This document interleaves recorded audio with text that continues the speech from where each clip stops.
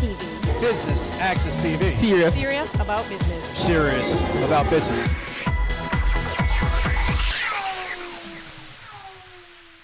Business Access TV is here at the JSC Core Competencies to Excel as a Corporate Secretary.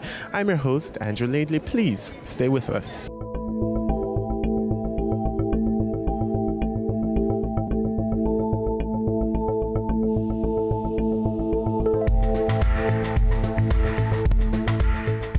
I wish to welcome you to yet another workshop, Corporate Secretaries Workshop. As you know, we have these workshops each year, and the reason we continue to do so is that we feel that we should be at the cutting edge of any changes that is occurring in whether locally or globally. We feel that the workshops have been beneficial to us so far, and that with each day when we have these changes, we should continue to look at educating the persons in this industry.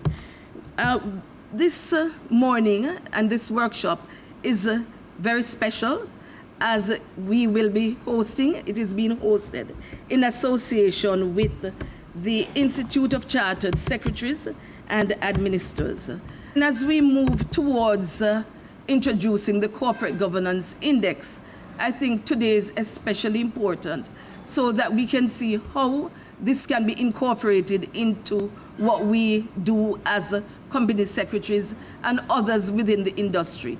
It is especially important that we look at this to see how our companies will score higher in terms of corporate governance. Today is intended to be a very good workshop based on the persons who will be presenting. So I invite you to stay tuned, ask the relevant questions, and ensure that when we leave here, we can implement what we have learned. The Institute of Chartered Secretaries and Administrators is an institution that certifies secretaries, chartered secretaries, and I believe it is the only institution in the world that does that.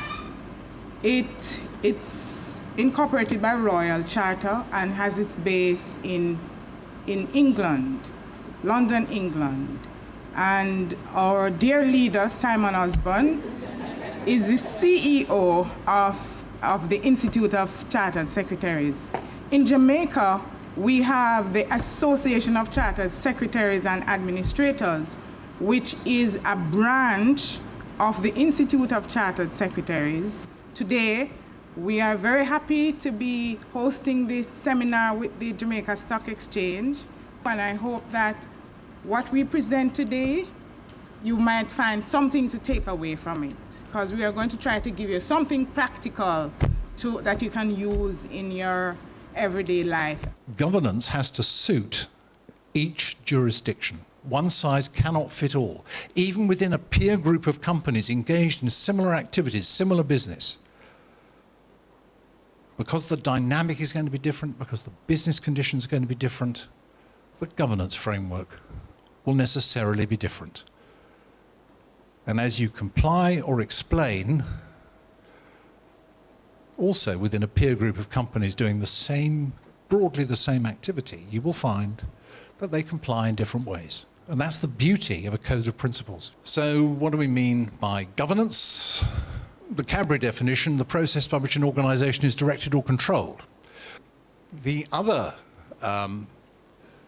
perceived virtue of corporate governance on the part of politicians and policymakers is that it leads to increased opportunities and choice for all. And that's one of those wonderful glib expressions that rolls off the tongue of a politician. And it sounds wonderful, doesn't it? But what on earth does it mean? As a political aspiration, it's great. Opportunities and choice for all. Hurrah, yeah, we'll all vote for that. But can we really expect corporate governance to deliver such an overtly political objective? I'll leave that one hanging in the air. Poor old Bob Diamond, he gets a bit of a caning over this one. He did actually say that corporate governance is not how you behave when you think no one is watching. He did actually say that. But I think it's a good reminder that, there's no point trying to do one thing, say one thing and do another. That sort of hypocrisy, you'll get found out eventually. The truth will always out. Governance is concerned with the exercise of power, the role of directors, the responsibilities of shareholders, and how those are balanced. And it also deals with disclosure, transparency, accountability, internal control, and making sure you avoid that concentration of power in too few hands. Hence, the desire, it's now become standard, certainly in the UK. America's finding it harder, but actually separating the roles of chairman and chief executive so that you achieve a more constructive tension at the top levels in the C-suite. What are some of the governance hot topics? Well, I don't know what it's like here, but remuneration in the UK never ceases to amaze me. And the way in which non-executive directors serving on remuneration committees aren't smelling the coffee, I just don't get it. But and the United States is just as bad. And what that is leading to is remuneration which is detached from performance, or levels of remuneration detached from performance, are just leading to increasing inequality of wealth. And I think that could lead to unfortunate consequences socially. And it's something that has to be tackled. Hot topic. Legal risk has risen up the scale of corporate risks. The whole board diversity thing, gender is a major factor. But there is no doubt about it, board behaviour improves the more women join the board. And I know that from my own experience, funny enough, in a charity where I was deputy chair and I chaired the nomination committee. And I had to wield the knife. I removed 6 older male trustees, brought in 4 ladies, all of whom were younger. The average age came down. The speed with which business was transacted improved. Shorter board meetings, I'll drink to that. Made a difference. Now that's one example, but I think there's no doubt about it that I think the presence of women in boardrooms adds beneficially to the decision-making process.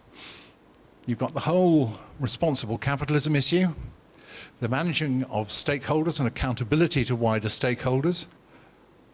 And that, interestingly, has led to the appointment of a committee now for a code of governance for private companies. I think that's long overdue in the UK. When you think about some of the bigger private companies, and I'm sure you've got them here, if one of those collapses, the impact on the economy and on the government could be significant. And then the whole question of board evaluations. Following the financial crisis, ICSA did some work on boardroom behaviours, the conclusion of which were 4 uncomfortable truths. Well-run companies can make strategic and sometimes catastrophic misjudgments. Risk management not properly overseen, monitored or reviewed by the board. Often it was just left to the audit committee. It's a board responsibility. There's oversight of risk. Remuneration and incentivization not aligned with shareholders' interests, and a failure to inform stakeholders, not just shareholders, stakeholders, sufficiently. That work we did identified 3 areas needing attention. Institutional. Are corporate governance policies and architecture fit for purpose? Has management installed adequate processes and systems? And are directors exhibiting appropriate behaviours? So we had there the institutional, the organisational, and the behavioural. Now, we identified in that work that good practice boardroom behaviour was characterised by those 9 features. So clear understanding of the board's role. The board is there to oversee the management of the business. The board is not there to manage the business. And non-executive directors forget it's a case of noses in, fingers out. They smell the state of the business, they don't finger it. Does this business pass the smell test? Once the non-executive directors start interfering in the management of the business, it's very hard to hold an executive to account. You can't. You've syndicated the responsibility and the liability. Appropriate deployment of knowledge, skills, experience and judgment. So what balance of those have you got on the board? Independent thinking. Assumptions and established orthodoxy need to be questioned. Challenge has to be constructive. If people come onto a board full of suspicion or just trying to show off what a tough guy I am, I'll show these executives up for a load of incompetent idiots. If that's the mentality which a non-executive has, they're asking for trouble, because it will just lead to tension, in fact conflict on the board. Non-executive directors have to be constructive friends of the management team. Can't overemphasize that. Constructive friends. Yes, and it's knowing how to challenge in a way which doesn't put people's backs up. And it requires a skill, emotional intelligence for a start. Yes, there has to be rigorous debate. The decision-making environment has to be supportive. There needs to be a shared vision. And for the chair, it's vital to close each item of business in a timely way, not let it go round and round and round ad nauseam. That's not the way to do it. We go to a short break. More when we return.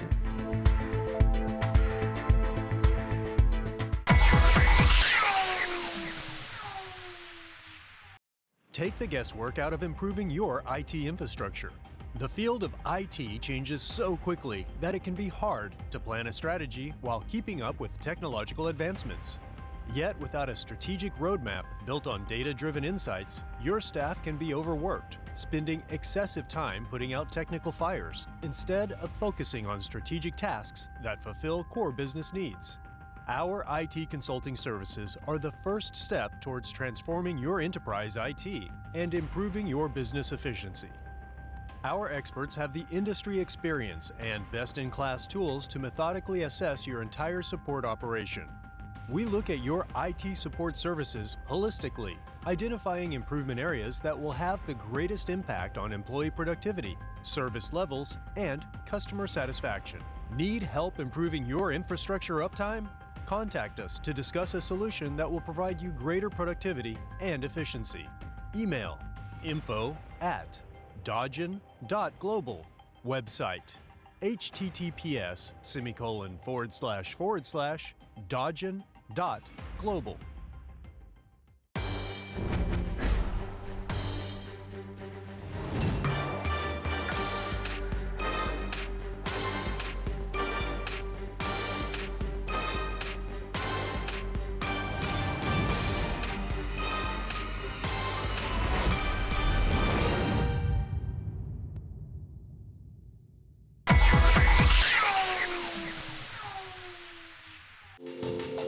Welcome back to BATV's coverage of the JSC core competencies to excel as a corporate secretary.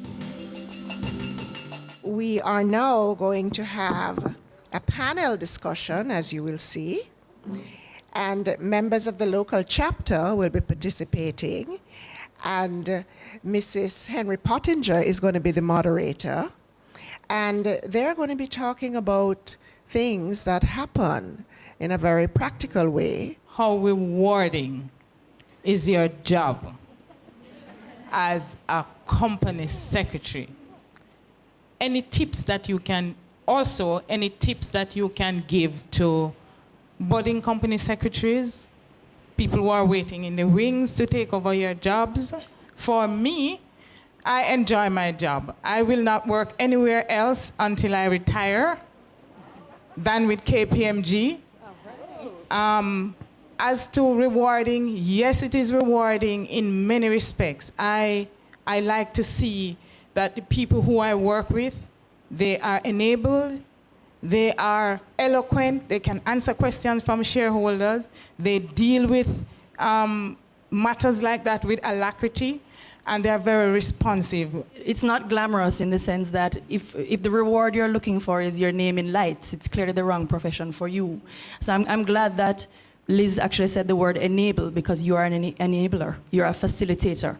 You know, we all understand, certainly after listening to Simon this morning, the importance of corporate governance. Well, all of that falls on your shoulders for you to administer. You pull it together. You keep all the moving pieces going in unison, and you don't, there will be no name in lights, certainly not where I operate for that. So if that's what you, but it can be, obviously it's very rewarding in other ways. Just in terms of tips, I can't stress enough, well, there are two main things I'll say. One is that just you have to have a high level of administrative capability, and whether that, and obviously you can't do it on your own. So whether it means an internal team or going for external support, you have to be extremely organized, and you have to make sure that you create a lot of systems which allow you to ensure that you comply with all the requirements that you have, which are numerous. Other than that, I can't stress enough the importance of what we keep calling soft skills, but they're not soft at all, because they're critical for the role. Definitely, there's a high level of judgment and diplomacy and management of relationships of people which is involved. You know, we talked a little bit earlier about the relationship between, the tension between management and the board, which can sometimes exist. And in that case, your role is critical, because you really are the diplomat who has to kind of navigate those two relationships and those two different sets of roles within a company. So that there's no, I can't stress enough how important it is to make sure that you develop your relationships and that you manage personalities. I recall some years ago I did a document for my chairman, and you know, I went to him and I'm explaining to him what it is that I'm doing and what it is that he needs. He says to me, where I must sign. So it gives you that level of confidence and trust, and to ensure that what you're doing and what you're presenting is correct. And you must build up that whole self-integrity so that, you know, it is not questioned. And I feel that if I have to take something to somebody and they ask me, so where is this or what is that? I do my own self-assessment, because when I do a document, it says where, what, when, why, who, and so forth. So I ask myself those questions so that, you know, you can develop that trust when you're working with somebody. The job is really very, very interesting. The things that come across your desk are amazing, dynamic, invigorating, challenging. Scope is very, very diverse. Corporate governance has really taken its hold, rather, on Jamaica and within the Caribbean. There is just so much that we have to learn and offer to our clients and to ourselves. Certainly, if someone is looking at this as a profession, I think corporate governance is the way to go. That's just me personally. You'll always assist and help your clients, you know, but there's always a nuance on what has occurred, what should have been done, and how we're going to correct it. And that's what I love about it. And working with PwC and my team, we have just so much to do. You've got to be very structured, lists, and more lists. You have to be very detail-oriented and be able to pick up, and very meticulous, and be able to pick up errors very easily. In my role as a corporate secretary, the reward for me is I am constantly learning. Every day there is something that I didn't know, or something now that I have to go and know. And it is, no 2 days are ever the same. Especially in our company, which we tend to be very entrepreneurial, the ideas come, and as a company secretary and as compliance, I have to research to say, can it be done, can it not be done? Would this be in breach of anything? I would also advise that the regulators are good allies. You know, from where I sit, I call them a lot because I need their guidance. They are more intimate with the laws and regulations and how they interpret what I am asking them to just bounce things off. So I would ask you to use them up. You know, the company's office, the stock exchange, the Bank of Jamaica, the FSC, they're all very open to questions. No one has said no to me yet. Even if they don't know the answer, they'll research it and get back to us. And our real success lies in having a great team behind us, including KPMG. And Thank you. and our team in Rep, Trinidad and Jamaica that supports me, because we just could not do it alone. Thanks a lot, ladies. I hope then that those of you in the audience found something informative, instructive, that you can take away from this panel discussion. Coming up after the break, what companies need to know about the Corporate Governance Index.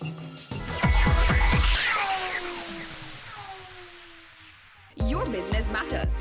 Business Access TV offers you the most innovative and effective advertising solution for your business, specializing in B2B sales, cost-effective solutions, the customers you want, the repetition you need. No matter the size and nature of your company, your business matters. Call us at 876-291-6233 or 876-376-4225. Email sales@batvja.com. Hi, it's Novia MacDonald White, Senior Associate Editor at the Jamaica Observer. And guess what? You are watching Business Access Television.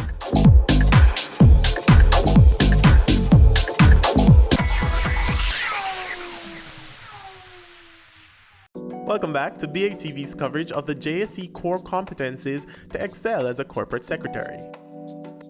So what is this corporate governance index that we have been talking about?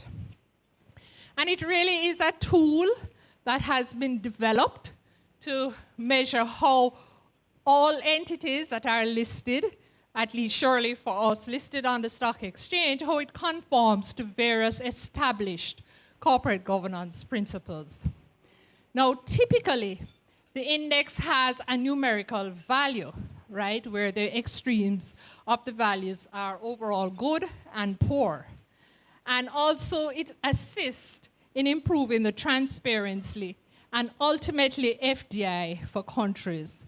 Because research has shown that countries and surely listed companies, like using the stock exchanges that have a corporate governance index, especially when there's not very strong regulatory environment for them to operate within, the corporate governance index has actually helped to create greater investment opportunities. And what the research has shown is that countries with the indices have shown significant growth in corporate governance practices. So let's talk a little about the corporate governance index in Jamaica. And the index has been developed by the Jamaica Stock Exchange. As I indicated before, it's the first for the Caribbean region. The process that is being utilized is that it's going to be automatic, so that whether you're listed on the junior market or you're listed on the main market, you are going to be assessed using the index manual. So the purpose of the index, as stated by the Jamaica Stock Exchange, is to first of all periodically measure listed companies' conformance to required corporate governance principles and practices. It also should help to give companies an opportunity to differentiate themselves from other companies, because while all companies are listed and expected to be guided by certain principles and certain rules and certain legislations, you can differentiate yourself by the score that you probably will get based on the fact that you are adhering to a number of these principles. It will also provide a benchmark by which other parties, external parties, locally and internationally now, can gauge companies' adherence to corporate governance practices. Every year, we have a workshop for the corporate secretary because we realize that they are an integral part of the corporate governance and effectiveness of publicly listed companies, whether it's on the junior exchange or the big board.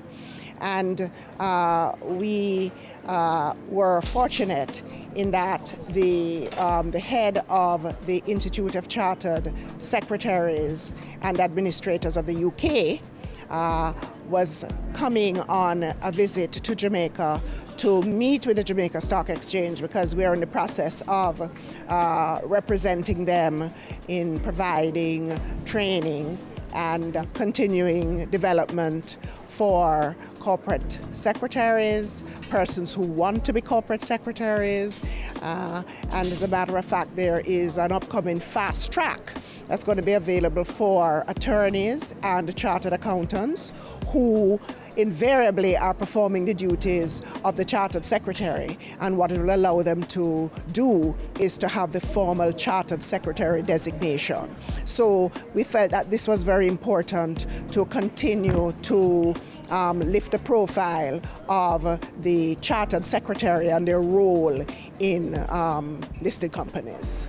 I thought the conference was excellent, actually. The seminar was excellent. It touched on very important aspects that are critical for the development of our businesses within Jamaica and internationally, and for our companies, concentrating on corporate governance and the amendments that have just occurred in the Companies Act and why corporate governance is so important. So I encourage everyone to be at the next seminar. But governance is here to stay. There's no doubt about that. And it's the proportionate application of governance principles which is so important in all types of organisation. But in order to be able to do that, every organisation needs to be clear about its organisational purpose. Then the board, the directors, need to be clear about the key values by which that purpose is going to be delivered. Only then can you devise a governance framework for your particular type of organisation. Every organisation, however big, however small, needs to do that. Who does corporate governance benefit again? Obviously, it benefits the companies themselves, it benefits their shareholders as the owners, or if it's an unincorporated body, the members. But it also benefits wider society. I think that's the important point. Their employees, those with whom they do business, and ultimately it benefits the government, because if an enterprise fails and is employing people and it fails because of poor governance practices, the ultimate responsibility financially was going to fall on the government, for example in social security payouts for unemployed people. I think also if companies fail because of poor governance, it doesn't reflect well on the country. And for a country that is trying to entice inward investment, if the governance framework isn't up to snuff, as we say, then that could have a potentially negative effect. So good governance, it just makes sense. There's plenty of anecdotal evidence too that good governance enhances reputation. It also, for organisations, particularly commercial ones, reduces the cost of capital. It just makes sense.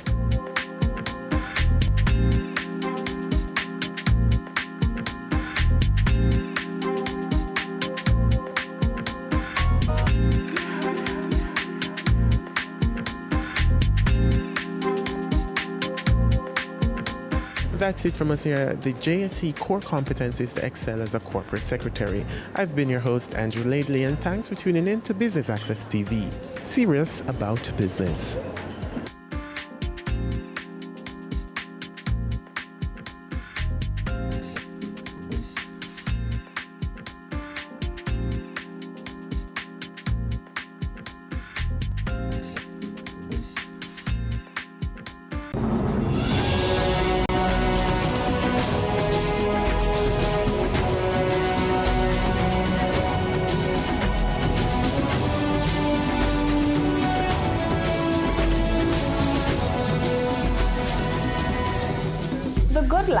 Your weekly dose of information on nutrition, wellness, and fitness. Discover ways to nurture your mind, body, and spirit.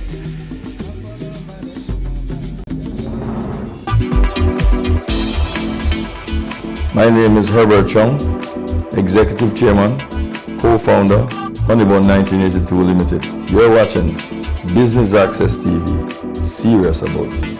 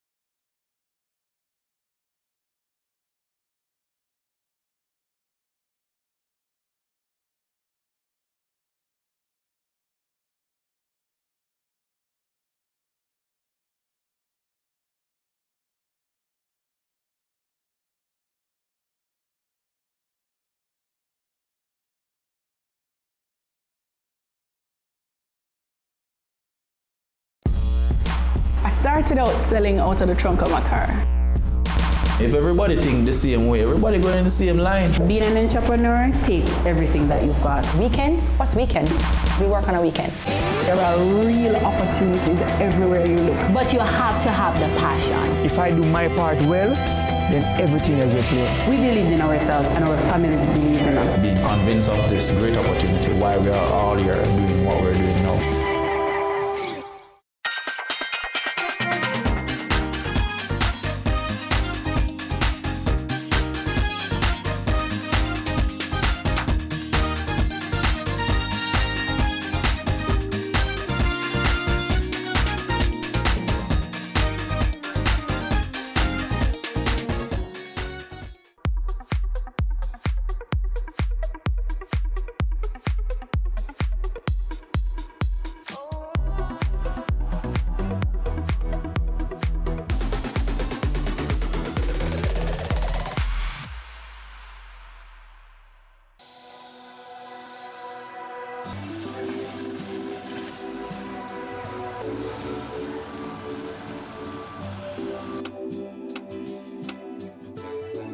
My name is David Morrison, and I am the president of Morrison Financial Services Limited, a company that is headquartered in Toronto, Canada.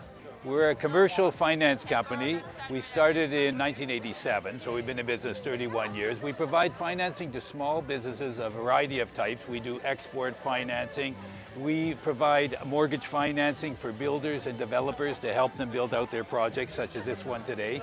We provide financing to condominium corporations that have to do major repairs to their buildings. I've been coming to Jamaica for 30 years. I'm going to be 63 this year. I've been coming for a very long time. And I love Jamaica. The first development that I financed down here was in 1996. It was New Era Homes, who have become a major developer here, great developers. They're Angels Estate outside of Spanish Town for the National Housing Trust. And just ever since then, I've been interested in Jamaica. But more recently, we have an employee that we love at our company. His name is Adrian Bennett. And his father actually owned this land upon which we're building here and was looking for somebody to help him develop it, to put up the money and to do that. And primarily because of our affection for Adrian, we took a look at this. We had been asked once and turned it down. And then we decided we're going to get involved in this. And so it's a combination of my love for Jamaica, and we had an employee who we thought we would try to help in this way. So they're beautiful, in my view. Okay, we've done an extensive study of the market in Jamaica. We think that this development very much speaks to the market. There's 300 houses and various amenities. They're all 3-bedroom, 2-bathroom, but some of the houses have additional space because they have walkouts, because the land is undulating. So it goes down, and we decided to, on the ravine portions, to make walkouts that will add a significant amount to the house. There's various different models. There's something here for everybody. And there's also great amenities. There's a clubhouse with an infinity pool and party room if you wanted to do a party there, bigger than what fits in your house. There's going to be a walking trail around here. We're looking at various different amenities.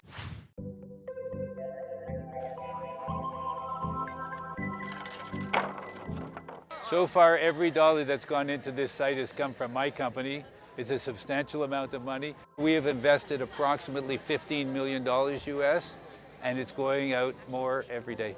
But we're committed to seeing it all the way through, and we're excited about it.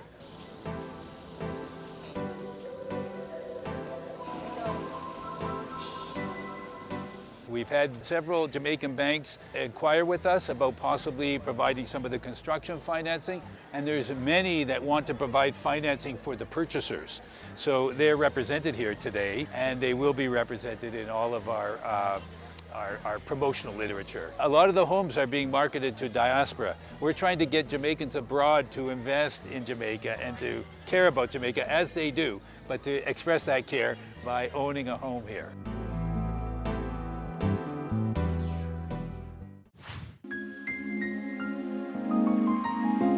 I love Jamaica, but I'm not above seeing some of the problems that exist in Jamaica. I think that Jamaica is struggling to become part of the first world and to have an economy that's developed, and is struggling to deal with wealth inequality and various other social problems. And I don't believe that those problems are going to be fixed in just one generation. I think if you want to have hope for the future in Jamaica, you have to educate the children. And last year, we, Edge Hill Homes, paid the full cost to build the Boscobel Infant School.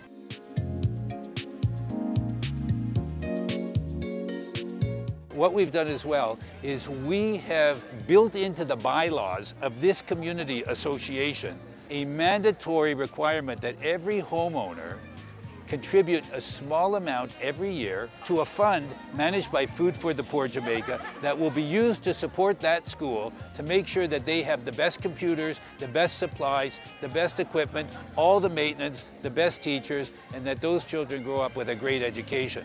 And so I say to you, okay, just by owning a home in the gates of Edge Hill, just by that simple thing, you are helping to make a better future for Jamaica. The other thing that we've done, which is very special, I think, every architect, every engineer, every professional, every laborer working on this site, and I think the total is now about 200, all sourced in Jamaica. So we've created a real benefit to this community in creating jobs and creating investment and bringing investment. And we again hope that that will be an example for everybody. We think it's important that Jamaicans build this place.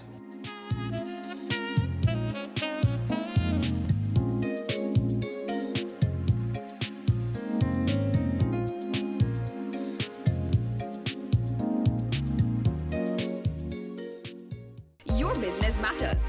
Business Access TV offers you the most innovative and effective advertising solution for your business, specializing in B2B sales, cost-effective solutions, the customers you want, the repetition you need.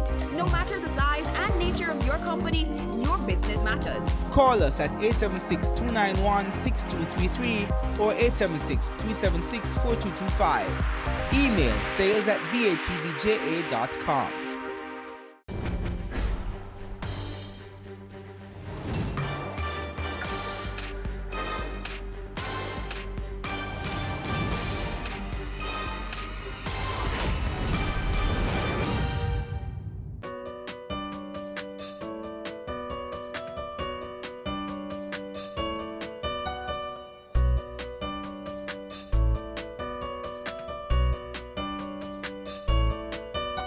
We've got 2 model homes up. We've got about 78 to 85 shells up in phase 1, and we're working towards the completion of phase 1.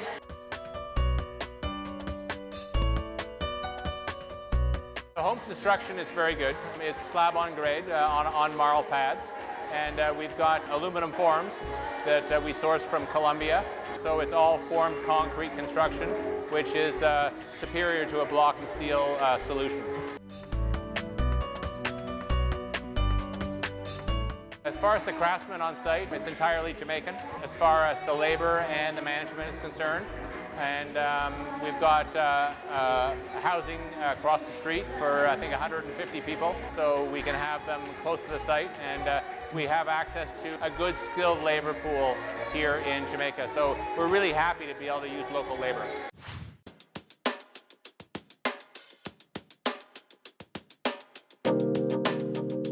People welcomed the development because it was well needed, the investment was needed. It brought training, it brought job opportunities. The vast majority of the 200 were mainly females who came and learned a skill, and they were certified on the job. We have also seen the collaboration between the developers and the community, where they have done some work on the roads. They have, based on the discussions we have been having with them, have also proposed to complete the road right up to Mango Valley and to put street lights and CCTV systems on the road, which will be hooked up to the Jamaica Eye system as well. Where the development is in Edge Hill in St. Mary, in Western St. Mary, one of the safer parts of not only St. Mary but Jamaica. And therefore, a matter of crime, while crime is everywhere, but in this part, it's not an issue. Plus, this is going to be a gated community, and they will also have CCTV cameras throughout the development and on the main access road. Because the way the development has happened, where the whole community has been involved, people see this development not as a means of tearing down, but as a means of helping them to build up.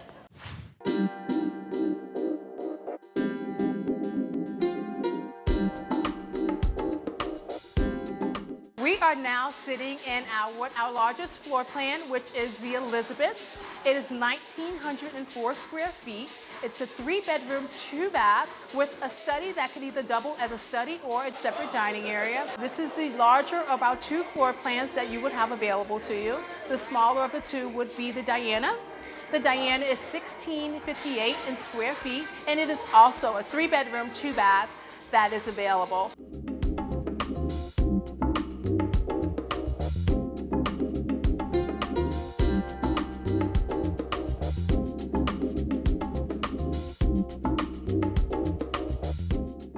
Price difference would be the location. There's premium locations. We have locations that will attain ocean views, so that will be a premium.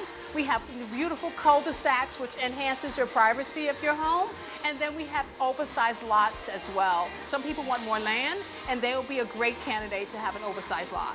We like to maintain the integrity and maintain the value of the homes. So what we have as restrictions are we won't be adding on additional rooms to the homes, nor will we be adding fences. What I've told people in the past and other developments I've worked with like this is if you have a desire for a fence, build some landscaping.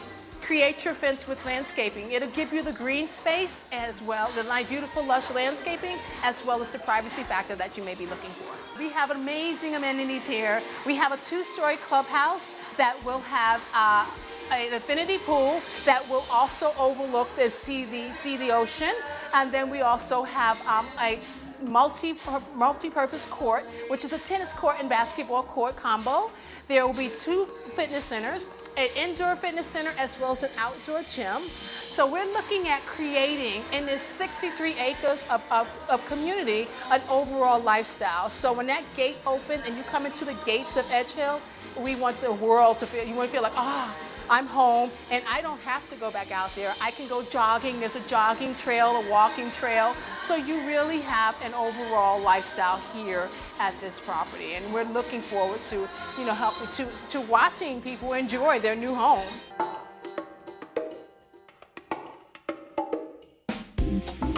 We partnered with Keller Williams, our local realtors, and Rory Marsh will be leading their team. And we partnered with them to do the marketing here in Jamaica, as well as branching out to their UK and Canada offices as well. So yeah, they've become a great partner of mine, and they've just been amazing.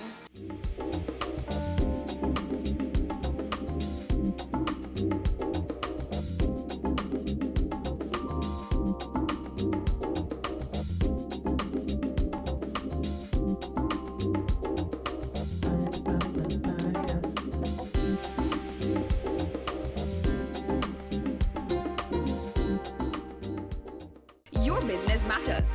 Business Access TV offers you the most innovative and effective advertising solution for your business, specializing in B2B sales, cost-effective solutions, the customers you want, the repetition you need.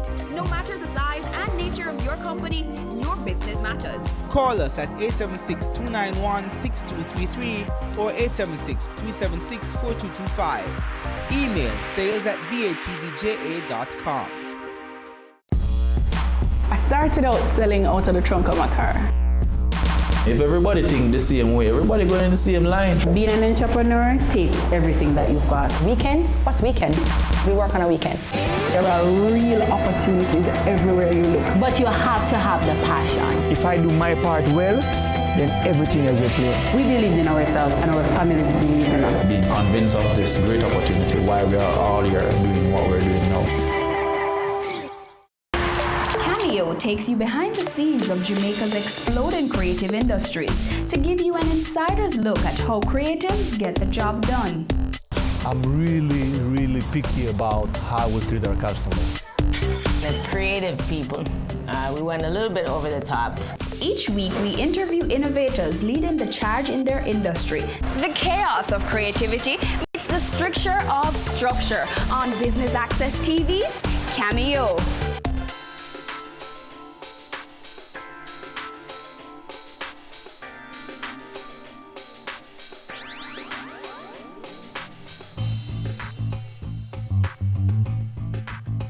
What strikes me is the fact that it's a contemporary Jamaican paradise. That's the feel that it is, you know, and just in them explaining all of the amenities that, you know, is about to be here. You know, you just feel like you're in the gates of paradise. It's just about an hour and a half away from Kingston, so, you know, very easily accessible. They really touched on the safety of the property, and, you know, that's a very big concern, especially Jamaicans that are looking to come back to Jamaica. What I really loved was the passion that the developers have poured into this project, not just as a community, you know, a gated community, but also what it's doing for the community.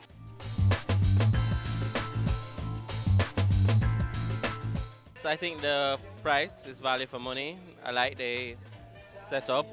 I like the location. It's in the hills of St. Mary. You have a nice sea view. It has a very nice, eclectic, modern look. So I really like it. I think it's just right in the market that you're thinking about, because when you think about a 3-bedroom with that much space, 1900 square foot, or the unit which is 1600, for the space, for the view, for where you are, I mean, it's great price. But when you think about what's going on definitely along the coast coming up in terms of the price range, and when you look at the other islands and where prices are going, this is a bargain, because you can't think of anything in any other island right now less than maybe what, probably 500,000 US dollars. You can't think about it. And as you see, like what's happening in Kingston, what you see what's happening all over this island, prices are moving as fast as ever. It's ready to blast off. The amount of amenities is perfect. Perfect. I realize they're very homely. They are really good for people with small children. The master bedrooms, they are spacious, and I especially love the closet space. It's quite generous. I never usually see this kind of space closets in these kind of developments, which is good. The finish is really good, and that is something I also look for when I'm looking at units, because if the workmanship is shoddy, it does take away from the ambience of the premises. I do not know who was the decorator or the designer. They also did a good job, and how they have arranged the furniture and so on really made it an asset to the units. The location is a little bit away from the main, but it's the general layout is pretty good. The units themselves are fairly well laid out. Maybe need a little bit more dining area on one of the smaller model. But overall, the valuation for the project, especially with the land space, is pretty good. I feel that, you know, a lot of probably returning residents as well as locals might have a value in this project. So overall, I think it was very good. I think the units are amazing. I think I personally like this one, which is the Diana, for two reasons. The size is beautiful, plus that's my daughter's name. But beside that, I think it's a great development. I think it's a great location, and it will do super well. It's a really beautiful unit. I mean, I'd move in right away. I like the space, I like the design, the flow, and the openness. So whether you are looking to entertain friends, whether you're looking to have your family together, it's open, but yet it's close. It offers that kind of a look and feel. I love the master bedroom. It's homely, it's comfortable. It's very inviting. When you come in, you just want to go straight into your bed. That's how beautiful it was. And it was just simple, clean, and right to the point.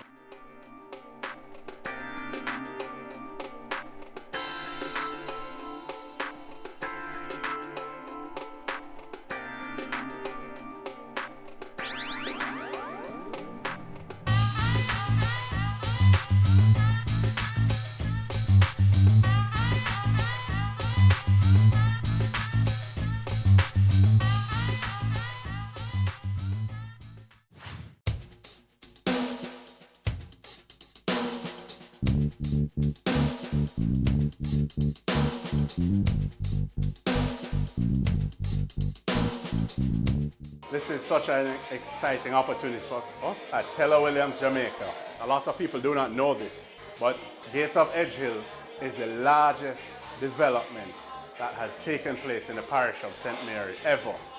So it's only fitting that the developers chose Keller Williams Jamaica being a part of the largest real estate franchise in the world.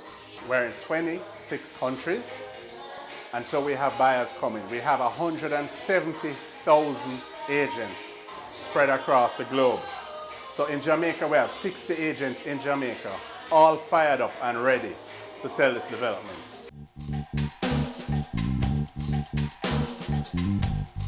So far, everybody loves it. The size of the units, all the bedrooms are larger than anything else on the market. The homes, over 1,900 square feet for a 3-bedroom, fantastic. You won't find that anywhere else. The finishing is top-notch. The roads are made of concrete to keep a high standard, low maintenance. I mean, the quality of the workmanship is excellent. So we anticipate that we will have a tremendous uptake for both local investors and overseas investors. The real estate market in Jamaica right now is at its most exciting point. With new development orders, Kingston is developing, Oakhurst is developing, Montego Bay is developing, and now St. Mary is developing.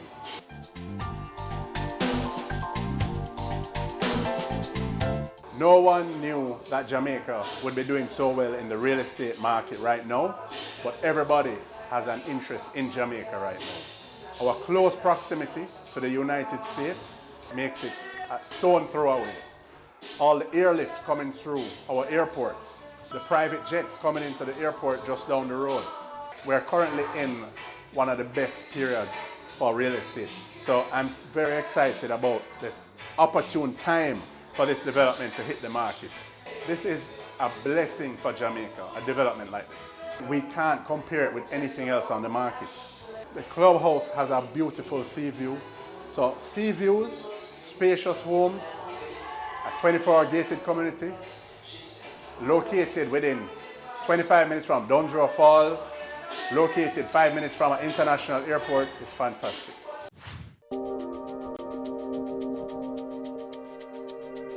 JN Bank is here because we're interested in making the Gates of Edge Hill a preferred lender partner.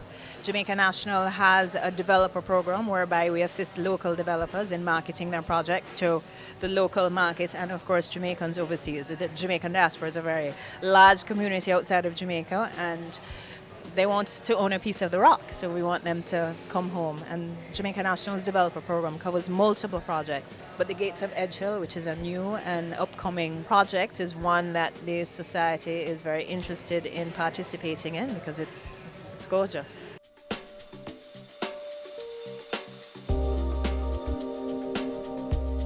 The developer program is that we'll assist the developer in identifying who are potential customers. So we will pre-approve clients for them. As someone walks through the door, we will do an assessment. And that process is a pre-approval process. It's really an assessment of a person's identity and a verification of their income. And from that, we assist the developer in making a decision as to whether or not to move forward with the customer.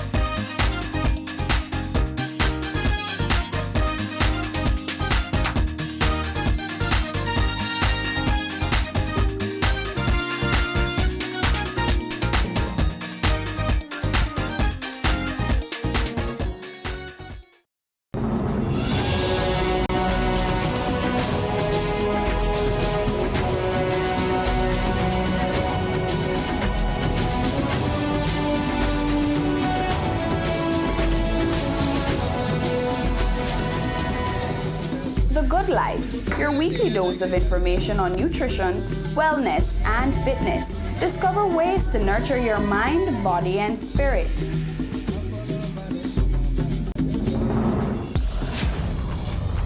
this 1 degree, you're able to do many things. I think the field found me. I'd rather work with the deceased than work with the living.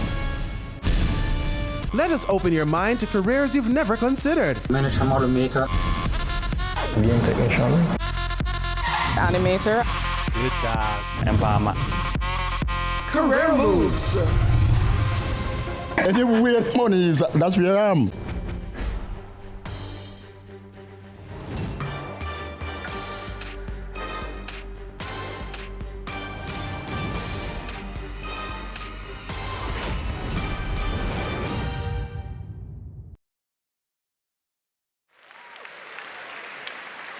I do have a dream, and I know you have a dream, that we can make Jamaica the place of choice for you to choose to live, to work, to do business.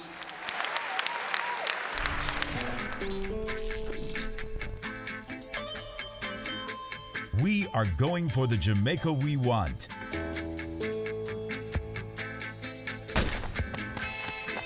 Making steady progress to achieve the Sustainable Development Goals in our National Development Plan, Vision 2030 Jamaica.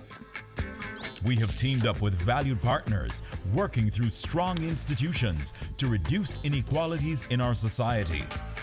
We commit to being responsible in our production and consumption, ensuring we build sustainable communities in harmony with nature. Jamaica is making significant strides in providing quality, lifelong education for all, enabling our people to be engaged in decent work to drive economic growth, equipping men and women with the skills to build resilient infrastructure, promote sustainable industry, foster innovation, and utilize new technologies. Urgent action is being taken to manage natural resources responsibly, protecting clean water sources, ensuring access to water and sanitation for all, diversifying to alternative energy sources, conserving our environment and sustaining life below water and on land. Jamaica is making moves to ensure healthy lifestyles for the well-being of our people. We're promoting sustainable agriculture to achieve food security, improve nutrition, and end extreme hunger, putting in the work to end poverty in all its forms. We're on track in achieving our Sustainable Development Goals through realizing our Vision 2030 Jamaica. We will leave no one behind. And I'm chilling right now, cause we're winning right now.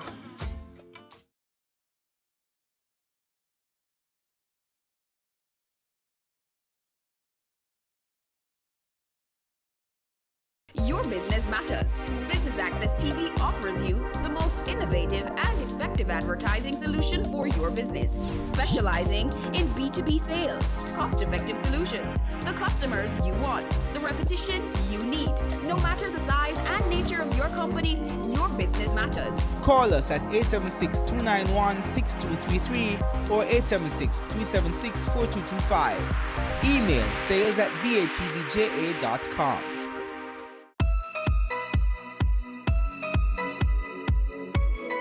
Hey guys, I'm Candy and welcome to Chill Spot, Jamaica's ultimate leisure show. This season promises to reveal some of the hidden treasures of the lifestyle industry by taking you to the chill spots of some of Jamaica's most brilliant business minds, giving you a glimpse into how they choose to unwind and just pull a vibe. You won't want to miss what happens next. Stay tuned.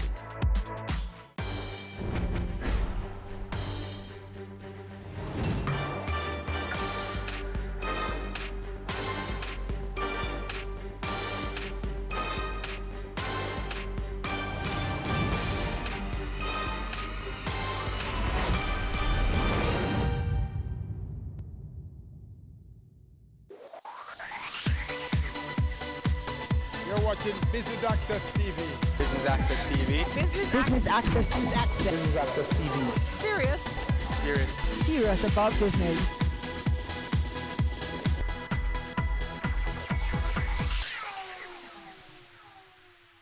Crime, corruption, and criminal justice. AmCham, the American Chamber of Commerce, is shining a light on these topics here at the Jamaica Pegasus Hotel in a luncheon that's looking at how these affect Jamaica's trade and investment potential. I'm Elon Parkinson. Let's take a look at the highlights.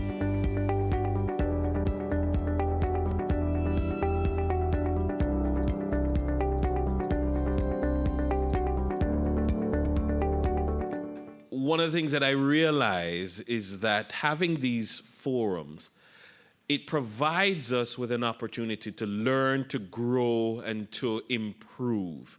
And all members should give your organization a round of applause. Put your hands together for it.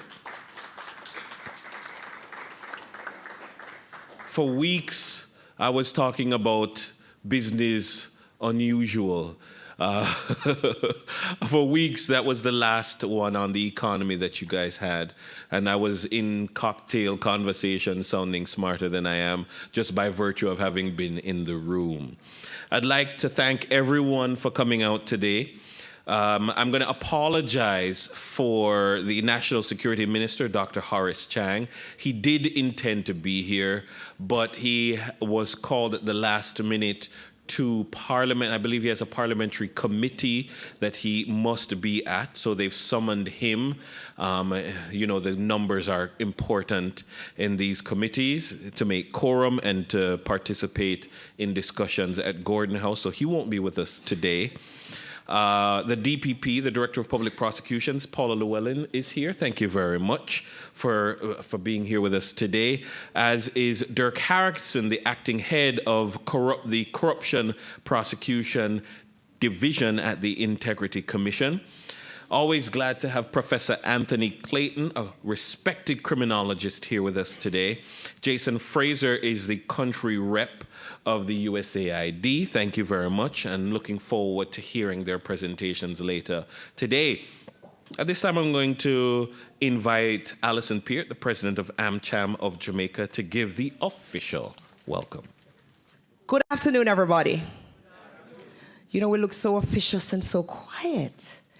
It's very, very important business, but I'm hoping today you're going to learn a lot more. You're going to leave here understanding more about some of the issues and, more importantly, with some solutions. Because it's one thing to speak about our issues, but if we don't find a solution, we're just a talk shop. And I love Nationwide on the radio, but we don't just want to talk. We want to come up with some solutions. So as the president of the American Chamber of Commerce in Jamaica, we thought it very important. We talk about how wonderful the economy was. Our last session was business unusual. But if we have crime issues, if people don't feel, Jamaicans don't feel comfortable going about their daily lives, if our foreign investors don't feel comfortable, if our children, who are our future, have issues, where are we as a nation? So we thought it very important to bring together a panel that would engage in the dialogue about crime, corruption, criminal justice. How does it affect our trade and investment? Because it makes no sense to talk about our GDP growing or our debt to GDP if we're dying. It makes no sense if our future is tied to crime. So this dialogue is very, very, very, very important, and I'm very happy you're here with us. Okay, the question today is how much crime and corruption and a dysfunctional justice system are actually inhibiting the development of Jamaica and inward investment. Because we don't just have one problem, we have quite a complex array of problems. And it's quite hard to know how much we should attribute to any one of these and how much any one of these is contributing to what has historically been a very low rate of growth and significant difficulties in attracting inward investment and retaining domestic capital and retaining human capital. These are the headline ones. We have one of the highest rates of violence in the world. We have a large number, a significant number of gangs. About 80% of our homicide are gang-related. The rest are primarily domestic violence. So the fact that we have a large number of gangs is clearly a major factor in maintaining one of the world's highest levels of homicide. There are fundamental challenges still in our system of governance.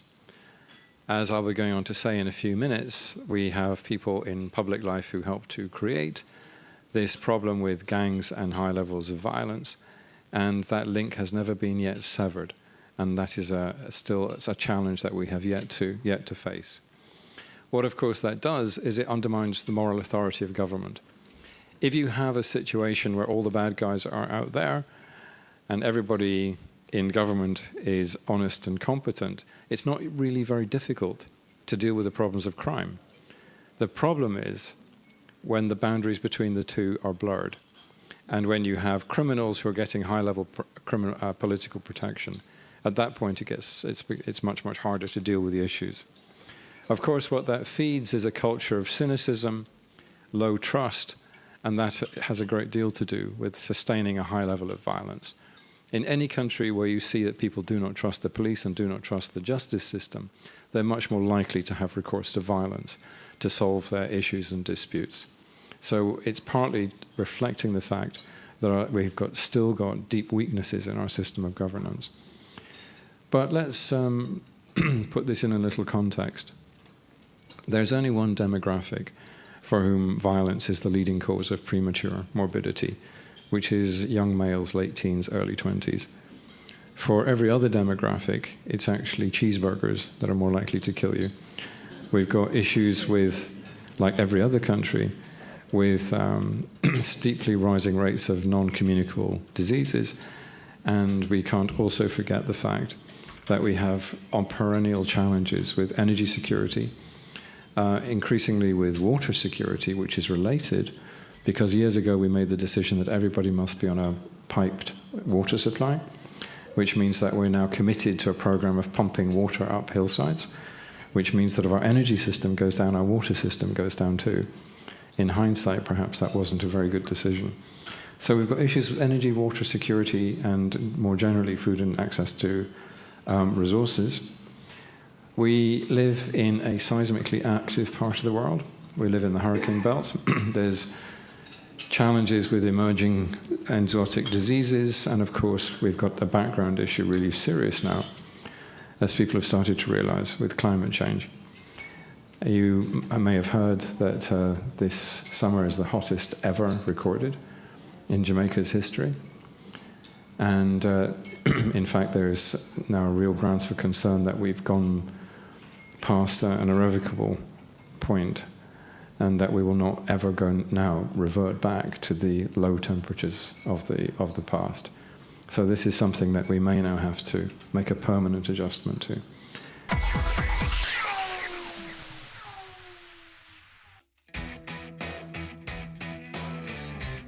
I'm Jean Laurichin, and I'm the Executive Director of PROCOM, PRODEV, and CCRP. BATV had heard about our outreach arm, which is a Caribbean community of retired persons. I think BATV is having a very positive impact. And as a result of that excellent feature, we got more members. So clearly people are watching BATV. I always say to my clients, you should have a 360-degree campaign. Do not limit yourself to one media house. And especially those who are in business, I think it's very important to include BATV in their portfolio. Your business matters. Promote it on Business Access TV.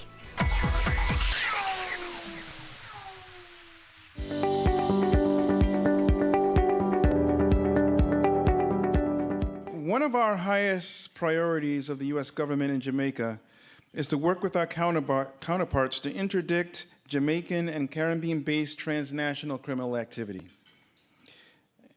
including narcotics and arms trafficking, trafficking in persons, and financial fraud targeting U.S. citizens.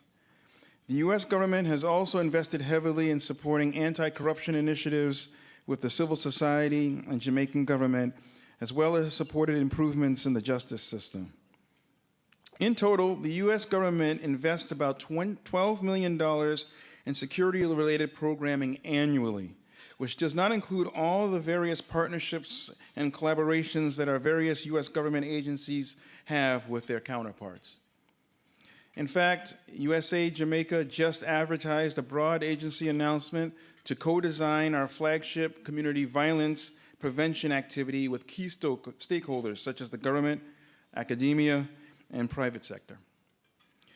This unique co-creation approach encourages key stakeholders to co-create and deliver the services that are vital to prevent youth crime and violence at the community level. Law enforcement and criminal justice are important to controlling crime, as we all know, and corruption. But we also have to address the underlying social challenges that both cause and contribute to crime. Within the broad range of U.S. cooperation on crime, and this is where USAID comes in, we partner with the government and civil society on a range of programs to address the root causes of crime in Jamaica. So in the area of community safety and security, and building upon past successes with community-based policing, USAID focuses on the strengthening of community-based and civil society organizations, the promotion of community-driven activities, the development of long-term champions of a culture of lawfulness, and the enhancement of ministries, departments, and agencies of the state to be more community-oriented institutions. In this way, we believe that we contribute to building safer communities, strengthening social cohesion, and improving civic engagement participation. USAID also works with holistic youth-friendly approaches that aims to assist at-risk youth in becoming active citizens through the engagement of different social, educational, behavioral, and recreational activities. This approach includes 3 main areas regarding youth involved in criminality: prevention, intervention, and rehabilitation, including diversion activities as alternatives to traditional incarceration for first-time offenders. Youth also develop skills through educational programs which introduce them to fundamental concepts in business, economics, individual accountability, and entrepreneurship. USAID expects that life skills and technical training will increase opportunities for at-risk youth to work within the legitimate economy, thereby reducing the likelihood of involvement in gang and criminal activity. In Jamaica, relationships with key public sector, private sector, and donor agency partners are being leveraged to create programs to build skills and to identify work options for youth. USAID also works in the youth remandee centers, which includes case management follow-up to facilitate at-risk youth acquiring job and education opportunities when they are released. In the area of corruption, the Combating Corruption in Jamaica project has not only built public demand for more effective action against corruption through awareness campaigns, but has also provided training to government and civil society partners to build capacity and increase advocacy. The project is expected to have an impact on the nation's capacity and the ability to effectively control instances of and attitudes towards corruption in general and political corruption in particular. So what's the role of the private sector in addressing the root causes? That's why we're all here today. Many of you are representing private sector organizations. How can the private sector be a key partner in addressing some of these root causes? Obviously, many of you are part of the community, and so you have an interest. Your companies are often affected by the high rates of crime and corruption. So it's important that government, international partners who support government, NGOs, and the private sector work together to address these issues. We've all been to various forums on issues surrounding crime in Jamaica. I think the private sector here needs to continue to ask itself what it is doing to address the issue. Clearly, advocacy is important to press for resources, accountability, and support in combating crime. But there's much more that can be done to invest in communities to make them safer and create opportunities for the next generation to be prosperous. Looking ahead, we welcome the opportunity to increase our engagement with the private sector on these challenges because of the energy and innovation that they typically bring to the table. USAID is a learning agency, and we are constantly exploring how to improve our work and increase our impact. So as we streamline our programs and look for new strategic partners, we invite the private sector to partner with us as we both work towards the common goal of helping Jamaicans thrive. There's this sense of a godlike syndrome that during some transactions an oversight body must lap its tail or virtually hold its corner in the name of investment. There are different roles for each stakeholder.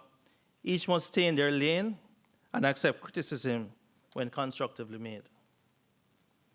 On the contrary, ladies and gentlemen, potential investors, in fact, should be happy that the business environment observes the rule of law and that democracy flourishes with built-in checks and balances.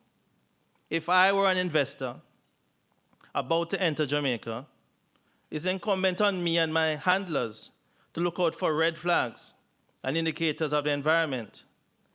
I name a few on a list that is not exhaustive. 1, determine the role of the oversight body. It must be effective, efficient, fearless, and it must be respected. What, if any, comment does the oversight body have to say on a process or an investment opportunity that you wish to enter? The engagement, ladies and gentlemen, of investors and investor confidence, existing and thriving, must be viewed on a virtual 2-lane highway. That is a 2-way street with rules and guidelines being applicable. 2, does the police service support and protect local and non-Jamaican community members? Do they communicate with all persons?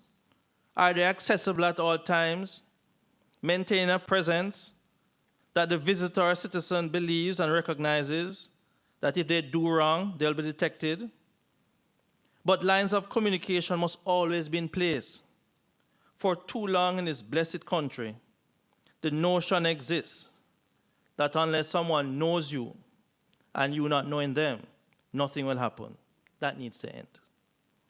In a time of real emergency, the joke is told, unless you have on speed dial a member of the police force, the response time to a complaint is sometimes unacceptable. Another thing that I would think an investor would look for, there must be a criminal justice system that is efficient and effective, and we must congratulate the learned Chief Justice for the renaissance and the role of the DPP's office in the renaissance that is taking place now. But we must also have financial services, a banking system, healthcare facilities. They must be adequate, to name a few components. Importantly, ladies and gentlemen, on Jamaica's stock exchange record, Michael Reagan, writing in Bloomberg Business Week, January 18, 2019, states the Jamaican Stock Exchange is the world's best performing. Its outperformance over the past 5 years is even more striking. Jamaica's stocks have surged almost 300%, more than quadrupling the next best performing national benchmark and septupling the S&P Standard & Poor's 500's advance. I make bold to say that the very important successes must be highlighted, with all the negatives on crime and violence reported in the last 48 hours in Jamaica. Also, the awards in the tourism sector must also be celebrated. However, we must do better. Ladies and gentlemen, what are some of the solutions? Government agencies must work together all the time and set aside jealousies and petty matters which have no place in a professional setting. Interagency cooperation and collaboration must be emphasized and practiced. We must build bridges and stop tearing down, emasculating, and ridiculing persons. The fact that you do not agree is no reason to disrespect. Professionalism is non-negotiable. We must have a review of the timelines to review governance structures. Oftentimes, pieces of legislation give you 3 years to review a legislation. You see in 1 year, nothing is happening. The parliamentary caucus needs to do something about that. We must enhance whistleblowing regimes and encourage the discourse, changing the discourse to, in my words, inform or live. Stop saying inform or dead, inform or live. I must admit, I'm an informer. I'm a proud one. I'm an informer. Tell me something today, I'm going to tell the police tomorrow. We need to modernize the law enforcement units and bring outstanding laws into operation.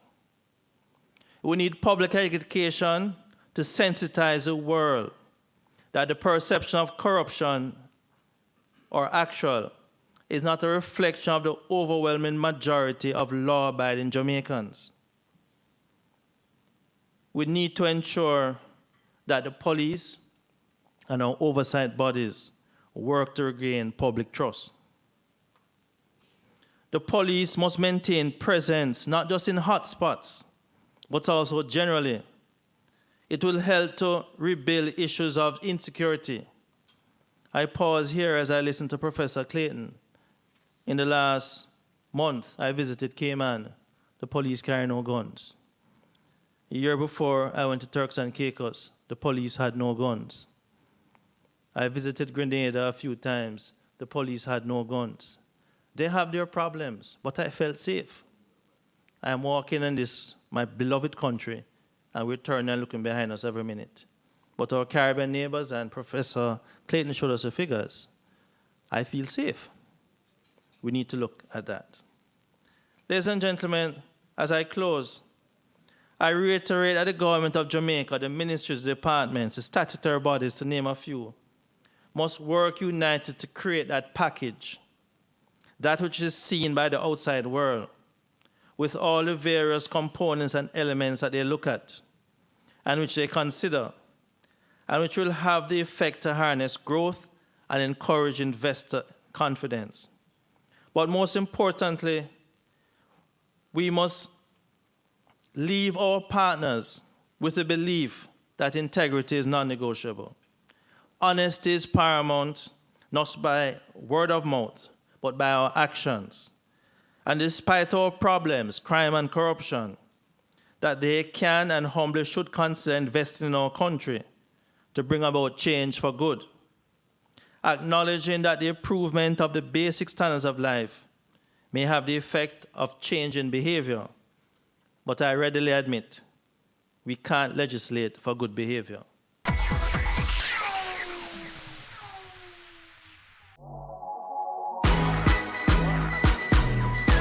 The Good Life, your trusted source for useful health and wellness information, lifestyle tips for the mind, body, and soul.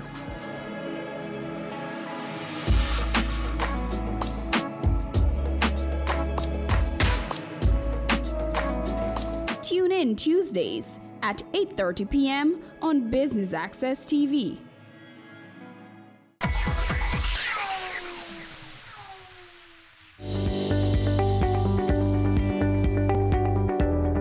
In respect of what it takes to inspire confidence, I'm a plain speaker, and I will say, I believe that what is happening in our country, education is the key.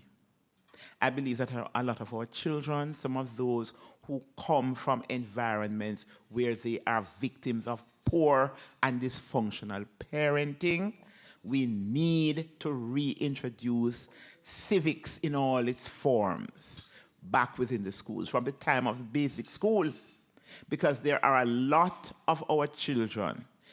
People complain that, okay, are the schools not doing enough? But they may go to school, the teachers try their best, and they go back into an environment that is like a black hole of nothingness, because there's no value system, no values, positive values and attitudes.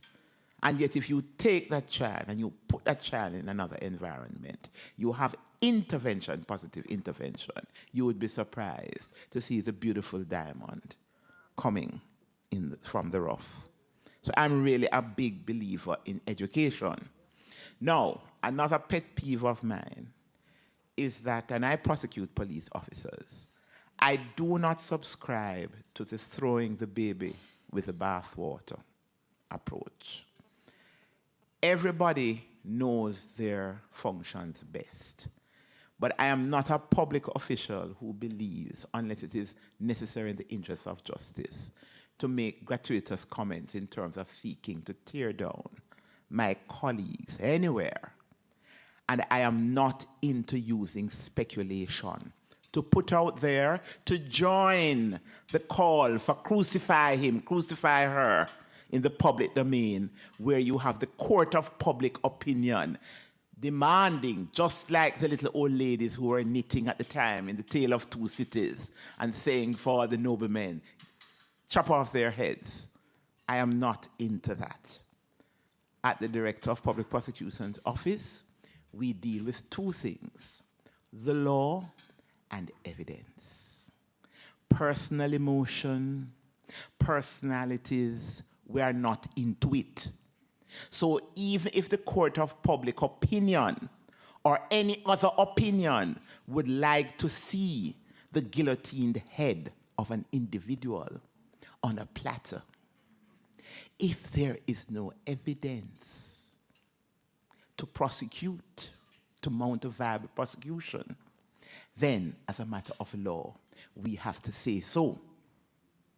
And I will say, and it's the first time I'm saying it publicly, first time, and I say it with the greatest of respect, that this is why on occasion, when I've been asked privately, I have registered privately a concern when you have no firewall between agencies that both investigate and prosecute.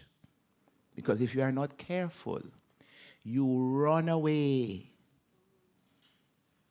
in the court of public opinion, and the court of law has to catch up. And by the time it gets to court, after a lot of reputational damage has been done, when you look at it and the defense counsel gets up and says, they are putting the prosecution in limine to prove what is there, the judge asks, and when you pare away what is there, there's nothing there as a matter of law. So sometimes in the court of public opinion, the members of the public would want to see one thing, but both the police and I know that in the court of law, it's either you have to have cogent, credible, reliable, admissible evidence. If you don't have it, then no matter how egregious the conduct of an individual is, then you don't have a case. Then you have to look at the second layer in terms of governance and accountability. And this is where public opinion, civil society can force the government of the day to make sure that all the particular oversight agencies, that they have teeth, that they are well structured, and that the will, the political will is there to make sure that the teeth are not rickety in the oversight agencies, but they can stand up. In other words, if you put a piece of cane in the mouth of the teeth of that oversight agency, the teeth won't come out. It is the cane that will suffer damage.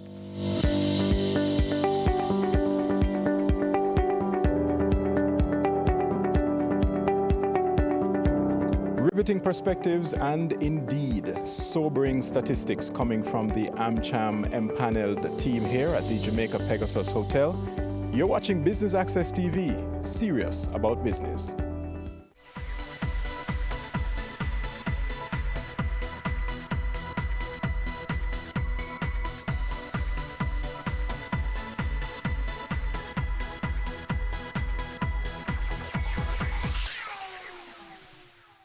Dodge & Global offers a CPA scholarship program to team members who join our team. A career in accountancy at Dodge & Global is a great choice and can offer you excellent job prospects. We believe that an accounting education is the greatest gift you can give yourself or anyone else. Few gifts make as significant an impact as the gift of an accountancy education with a job. It's a contribution that lasts a lifetime in the form of learning, opportunity, and success. Join our team and get the opportunity to be part of our CPA scholarship program. This scholarships awards program will be administered by the HR department of Dodge & Global. Requirement: first degree in accounting. employed at Dodge & Global. Willing to pursue the CPA examination? Here's how to apply. Submit application to Staff Accountant, Dodge & Global. Email sa@dodgen.com.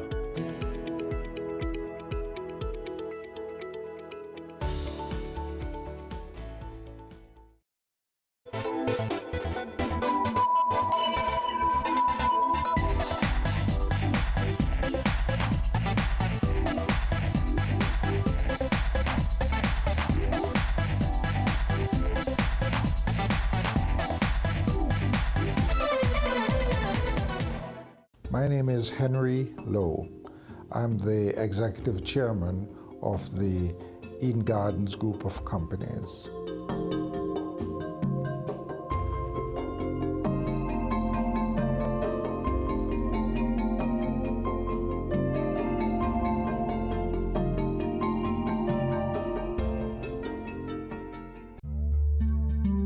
Henry Lowe is an ordinary Jamaican man who grew up in a very modest family background, family of 10 children, a father who started off as a merchant tailor, got robbed several times in his business and had to change over to become a policeman in the municipal services. Of course, my mother, with 10 children, you can well imagine my mother had to be on hand to manage the family affairs. As far as I'm concerned, she's a minister of finance. She managed to care for the family of 10 children and to ensure that if there were wants, there were never needs. And if the needs came, she would get rid of those needs. People from Kingston usually say I'm from under the clock. I was born under the clock, yes, I was. And my father was from Gordon Town, which is just up the road from Papine, and my mother was from Cavaliers, which again is not too far, just Upper St. Andrew. And so I had relatives around. But in the early years, because of the size of my family, an aunt of mine, who we always lovingly called Aunt Dell, she was married to a policeman. And they had 2 children, and they were young boys, and since I was about maybe 5 years older, she wanted me to come to keep their company. So she asked that I come to live with her, and those were interesting days in my life because a number of things I can remember of interest. One is the fact that when I was in Port Antonio, where I started off living with her, it was at Titchfield, what we call elementary school at the time. And at Titchfield, like most schools at that time, children on a Friday had a choice of either doing gardening, dressmaking, or woodwork. And none of the 3 interested me, and most boys, of course.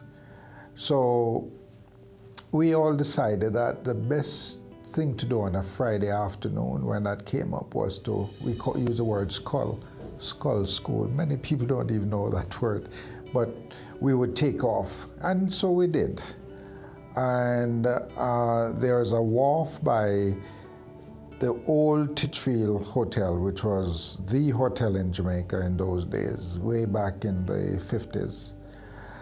And this particular wharf, most of it got dismantled, but the piles were still there. And the leader of the pack, as it were, which was the smallest guy in the group, he said, let's just go for a swim at Titchfield. Now, as you know, if it's a wharf, the water would be very deep because boats and ships would come in. But when you look out, because the water is so crystal clear and nice, it didn't look like it was deep. So everybody said, let's go in and swim out. Well, I couldn't swim at the time. So I was carried out on this guy who was a leader on his back to the farthest point out. I wasn't afraid of anything. And since we know we shouldn't be out there swimming on a Friday, we should be at school, we know in those days the police would come and get us and take us home and we'd get whipped. So a boat was coming around, a speedboat, and they thought it was police. So everybody had to scamper to get out of there and leave before the police could arrive. So somebody called out, police, let's go. And everybody jumped off. I jumped off too, not remembering that I can't swim. But it was one of the strangest sensations that I ever experienced, because I started sinking. I saw where the shoreline was, and I was trying to see if I could move forward, but the mass of water was so great that I couldn't move. And I was sinking rapidly, but I never took in any water. And they realized what happened to me, and one of them, the same guy, he came back and he pulled me out and took me. And I never swallowed any water, or it was just amazing. And believe it or not, although I didn't swim then, I learned to swim. I don't know how. Next time I went to the beach, I was able to swim. I think I was very quiet. I don't think I ever gave my parents any problems. I was well disciplined. I worked hard, and I knew what I wanted to do. What is interesting is that my parents always thought that I was going to become a lawyer or a minister of religion, and those two were farthest from my real interest. From the earliest time I can remember, I said I wanted to be a scientist, without even really understanding what science was all about. But you know, when you're a child, people always ask, what do you want to be when you grow big? And I said, I want to be a scientist. And in 1 year, what would normally be a 2-year program, I got a sciences and did so well. I got a scholarship to University of the West Indies, where I did my first degree. I got my scholarship to UW. I don't know, but I believe I might be the only Jamaican who has ever had a double Commonwealth scholarship, one to Australia, Sydney University in Australia, and one to Manchester University, where I did my master's and my doctorate. And I've been to some of the other best places like MIT and Harvard, and academically, I've had a full exposure to most everything. And my interest in science grew since I did well at university too, and having completed my first degree and my master's and PhD, I knew where I wanted to go. But one commitment I had always was Jamaica is a poor country, and a scientist cannot be over-specialized. Science is a discipline, and you must use that to do whatever you can for your country. And I had a keen interest in the natural products, the plants and the animals, and how they can be utilized to create wealth for the country, which is my mission, and that's where I am now. Drug research and development is not cheap. To take a drug from discovery, first stage of discovery to market, it's usually between 1.5 and 2.5 billion US dollars.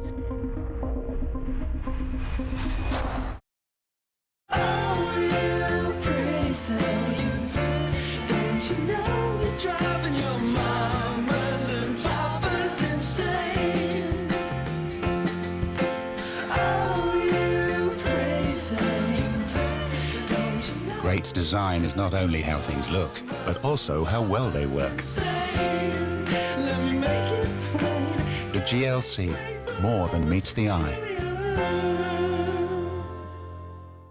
Your business matters. Business Access TV offers you the most innovative and effective advertising solution for your business, specializing in B2B sales, cost-effective solutions, the customers you want, the repetition you need. No matter the size and nature of your company, your business matters. Call us at 876-291-6233 or 876-376-4225. Email sales@batvja.com.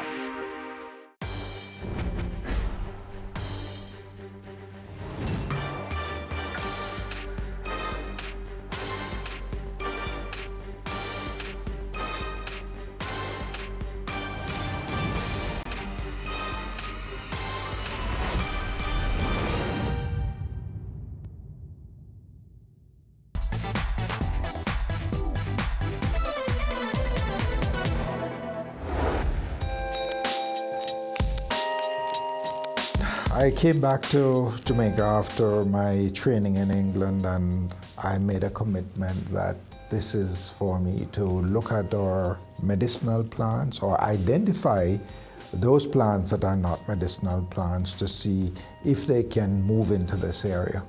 And I think the first big breakthrough we had was the ball moss, old man's beard, which I think everybody heard about, because where it grows in other countries, it's seen as a nuisance, and people spend millions of dollars trying to control it, not realizing that it has all these interesting properties, which I was the first one to discover. Anti-cancer products, neurological problems it can deal with. But you see, what we don't remember or appreciate being non-scientists or being in that field, drug research and development is not cheap. You can find out what the products can do, but to take them where they can be approved by the FDA or others, it's not easy. One can millions of dollars to just get there, hundreds of millions of dollars. Matter of fact, to take a drug from discovery, first stage of discovery to market, it's usually between 1.5 and 2.5 billion US dollars. This is why pharmaceuticals are so expensive. But then you only need one hit, just one success, and you're all set for life, whether you're a company or you're an individual.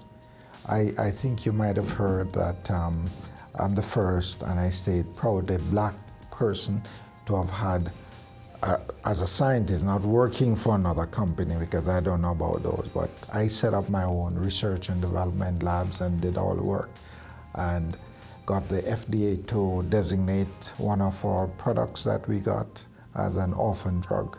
So we are trying to finish that research work to take it to market.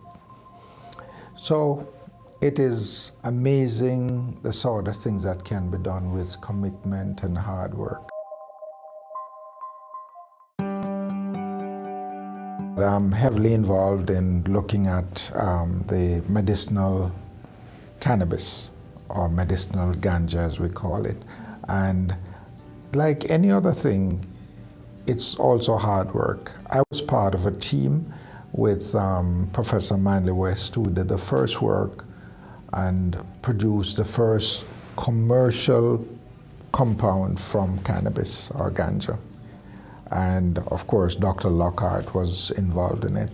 But the important thing here is that Jamaica set the stage from 1972 with this discovery and action, and we're ahead of everybody else. But as you know, the US government clamped down and everything was held back until I think about 8 to 10 years ago, when after CNN stories on the medicinal potential of cannabis, that everything was revived, and I was asked to get involved again, and I took on the leadership.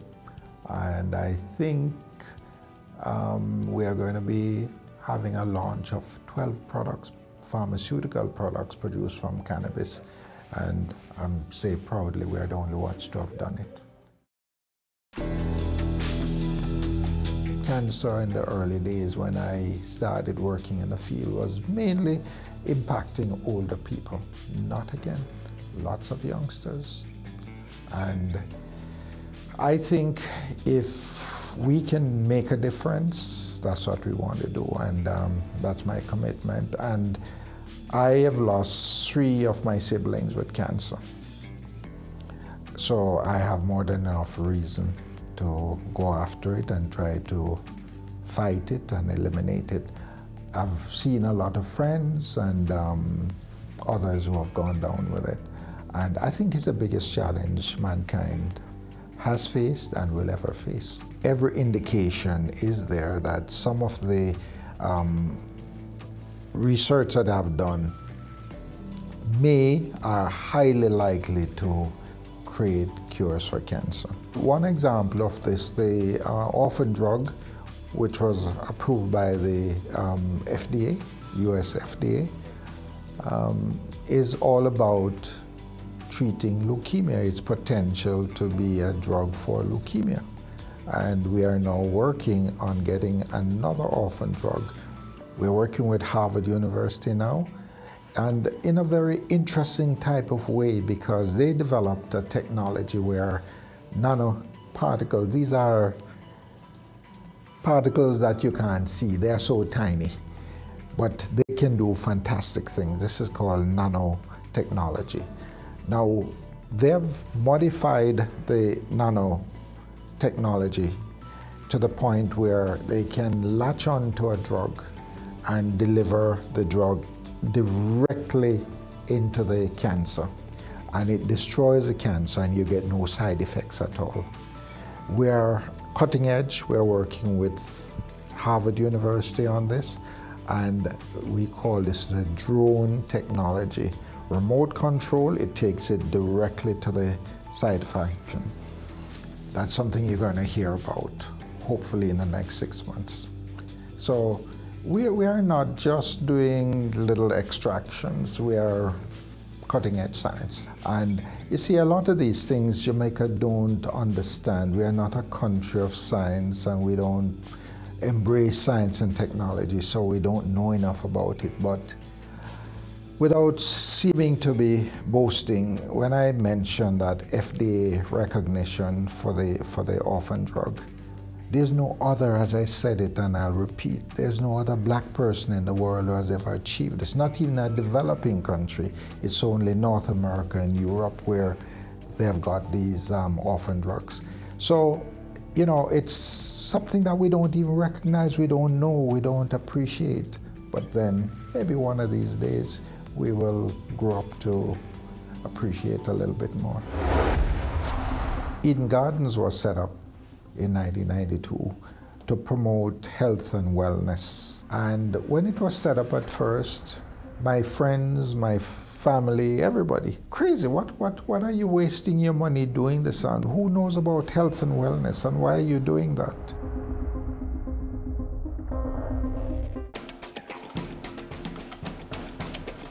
Hello, my name is Blake Widmer. I'm the co-founder of Deaf Can Coffee. And the exposure that we had to the just general community through Business Access TV itself is awesome. It was a big deal for them, you know, having BATV come here, and we were with you guys for probably 4 hours that day. It was a long time. We really appreciate your guys' openness to recognize that, yeah, captions are important. If a deaf person's watching it, how are they gonna understand what's being said? So looking back is just a big boost, encouragement for our team. If you're a business or an organization that wants to have yourselves featured on BATV, or you want to do advertising with BATV, what I would tell them is that you guys listen well and you ask good questions, and that will help, at the end of the day, deliver a really good product for your business too. Your business matters. Promote it on Business Access TV. Your business matters. Business Access TV offers you the most innovative and effective advertising solution for your business, specializing in B2B sales, cost-effective solutions, the customers you want, the repetition you need. No matter the size and nature of your company, your business matters. Call us at 876-291-6233 or 876-376-4225. Email sales@batvja.com. This is Caroline Smith, marketing implementer for Sol Western Caribbean for Shell Lubricants, and you're watching Business Access TV, and they are serious about business.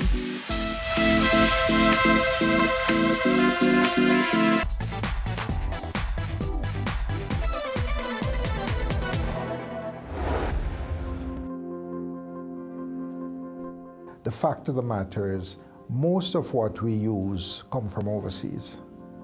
And I felt that if we could develop a range of cosmeceuticals, these are mainly things, cosmeceuticals, I said, cosmetics, skin care products, nutraceuticals, which are products that improves health through the types of food or medication that you can get, it would go a far way. So we developed a company and established a company called EG Wellness Brands. I don't know, some people know this, that the only company in the world that developed an instant porridge from sweet potato and yellow yam, we did it. And it's there doing very well out there. So it's that type of innovation that we have been looking at. And, you know, we have got a line of 12 teas that we develop, and the only line of what we call wellness teas. It's EG Wellness Brands teas that's there out there in the marketplace, doing well, export to North America and England. And what's even more, we have developed a number of medicinal plants we have identified and how they can be used, and clarified whether they are toxic or not, and so on. So it has opened up a whole new area of ID for us with our medicinal plants. We incidentally have 52% of all the medicinal established and recognized medicinal plants of the world, and we have not even started to exploit them.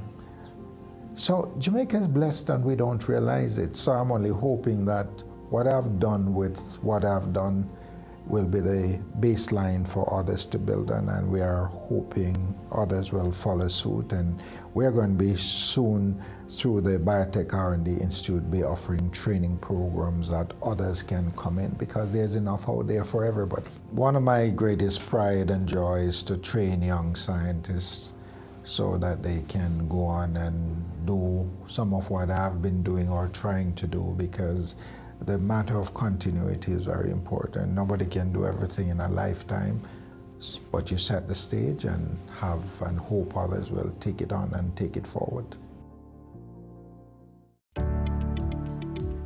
The other thing that I wanted to mention is Eden Gardens was set up in 1992 to promote health and wellness. And when it was set up at first, my friends, my family, everybody, crazy, what are you wasting your money doing this on? Who knows about health and wellness, and why are you doing that? And today, it's very successful. Matter of fact, we are looking at going to the stock market with it soon. And at Eden Gardens, we try to offer lifestyle and wellness services and products. We have 3 restaurants. We have got a spa. We are told we have the best spa in Jamaica, and it has all about innovations in spa therapy and what have you. We do a lot of weddings there. We have corporate functions. We have 3 restaurants.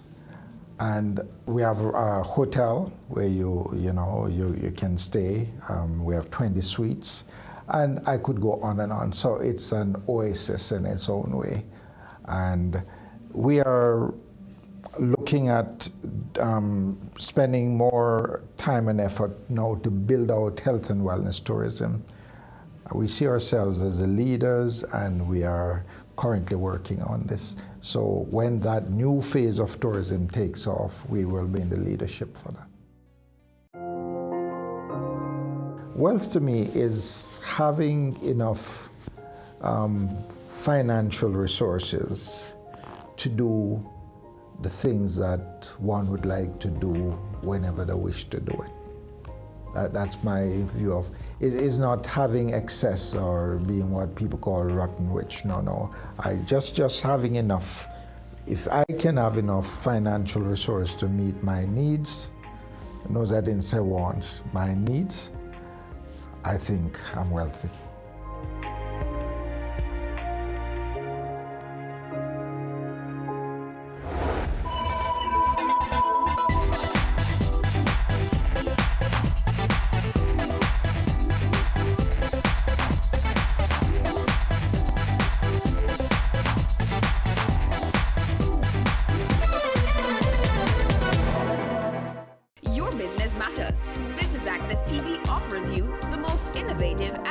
effective advertising solution for your business, specializing in B2B sales, cost-effective solutions, the customers you want, the repetition you need. No matter the size and nature of your company, your business matters. Call us at 876-291-6233 or 876-376-4225. Email sales@batvja.com.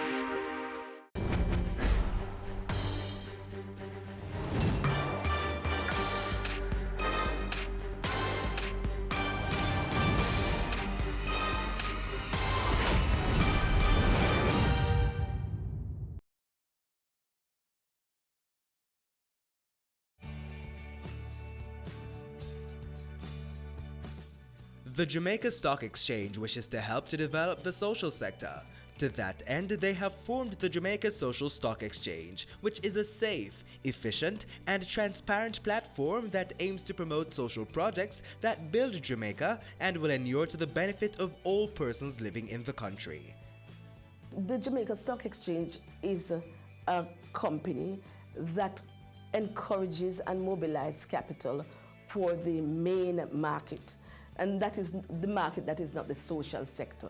Now, the Jamaica Social Stock Exchange is really geared towards the social sector to help to solve social problems in the field of health, education, about children, environment. Those are some of the things that we consider social problems. And so it is to mobilize the capital, allow persons who have a desire to invest in a social good, to invest in the social stock exchange. It is designed in two parts. In phase one, where we look at social investment, and phase two, where we look at social impact investment. Now, in phase one, really what we are saying is it is donation. An organization will have a social issue and design it into a project or a program and invite Jamaicans or persons within the diaspora or the entire world to fund this program. Now in phase two, you're going to get a return on investment which is not social. You will be getting shares, natural shares, as you would get if you invested in the Jamaica Stock Exchange. And what you'll get is a return on capital, which is possibly dividend or an appreciation in that share. The Jamaica Social Stock Exchange does more than ask for the funding of these programs, but goes beyond that in terms of monitoring, ensuring that these programs are meeting the targets and the reason for them to have asked for funding in the first place. When we look at this new sector, it is important because holistically, if you do not look on the social sector, you do not improve the other sectors. We want to encourage all businesses in Jamaica to have a corporate social responsibility because it is good for encouraging and the growth and development of businesses.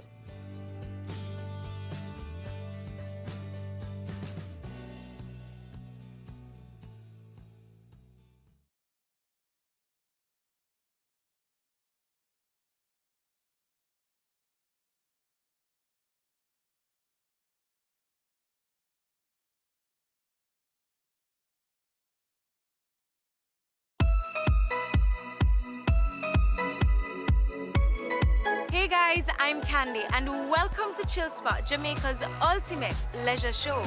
This season promises to reveal some of the hidden treasures of the lifestyle industry by taking you to the chill spots of some of Jamaica's most brilliant business minds, giving you a glimpse into how they choose to unwind and just hold a vibe.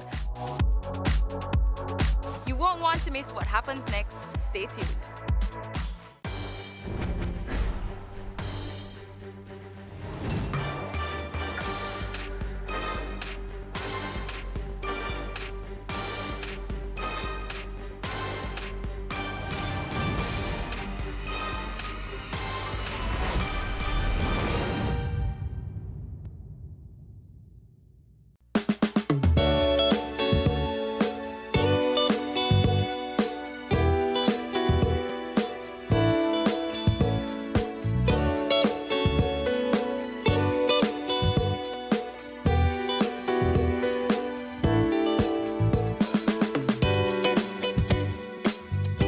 week on Caring Hands.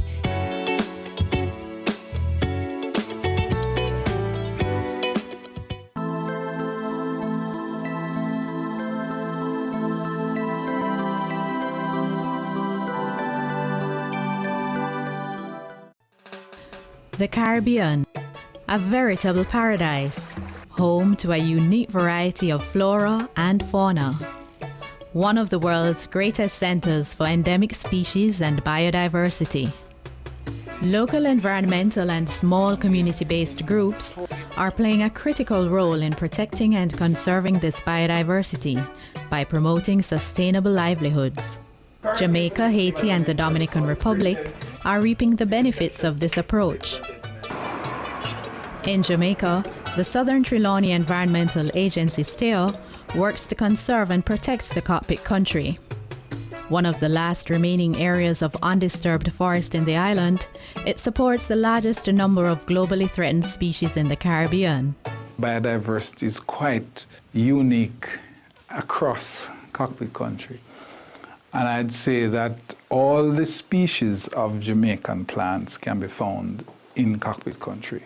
All the habitats of all the rare fauna, lizards, frogs, bird species are here. And the folk form and the culture of Maroon people spreads into this area. The Windsor Research Center facilitates and conducts research on the cockpit country, the source of fresh water used by 40% of Jamaicans. This is the Martha Brae. This is one of the important aspects of biodiversity that we need to highlight for conservation. The river is one of the 5 major rivers that flow out of cockpit country and supply the entire western part of Jamaica with fresh drinking water which is ready to drink right now. What's really important is to maintain the connectivity between the different areas of forest and river so that the animals and the plants that migrate and spread and reproduce are able to find their partners. The Portland Bight Protected Area on the south coast has the largest intact area of mangrove forest in Jamaica. The wetlands and seagrass beds provide possibly the largest nursery habitat for sea life on the island. The Caribbean Coastal Area Management Foundation, CCAM, promotes sustainable development and coastal conservation in the Portland Bight area. That includes communities from Hellshire in the east to just inside Milk River. So it includes places like Portland Cottage, Kemps Hill, Old Harbour Bay, Rocky Point, Lionel Town, and Salt River as well. Within the Portland Bight Protected Area, there are a number of important flora and fauna. Some of those include the iguana and the crocodile, as well as other plant species. There are a number of other important and special things that are within Portland Bight and not within the rest of Jamaica. In the Dominican Republic, key biodiversity areas support the full range of Caribbean ecosystems and populations of 50 globally threatened species. Bauruco es uno de los hotspots más importantes que tiene la República Dominicana. Otra de la gran importancia que tiene la Sierra de Bauruco es que pertenece adentro de la Reserva de Biosfera. La Reserva de Biosfera está constituida por 3 parques nacionales, el Parque Nacional Jaragua, el Parque Nacional Sierra de Bauruco y el Parque Nacional Lago Enriquillo. Y es un lugar donde la biodiversidad y los diferentes ecosistemas de la isla confluyen, siendo este la primera reserva de biosfera en la República Dominicana. Parque Nacional Montaña Lumiadora es muy rico en biodiversidad, forma parte de lo que es llamado un corredor de biodiversidad que se ha llamado Región Fitogeográfica Casabito, desde Casabito hasta el sur, casi hasta el Parque Luis Quinn. En la zona hay muchas plantas endémicas, fundamentalmente, porque es una zona muy lluviosa, prácticamente la zona donde más llueve en el país. Mucha riqueza en plantas adaptadas a estas condiciones de lluvia y con algunos endemismos locales. En fauna hay el reporte de algunas aves importantes, hay nidificación de cotorra, de perico dentro del parque y poblaciones que se están monitoreando de los anfibios de la familia Ilidae que son endémicos del país. But the fragile ecosystems of the islands are under threat. We're currently on the Little Goat Island, which is next to the Great Goat Island. The Galleon Harbour Fish Sanctuary is in between and surrounding both of the islands. It is of importance because of its flora and fauna. In particular, right now we're talking about some of the mangrove areas. Some of the persons going to the mangroves are removing the mangroves without permits and without replanting.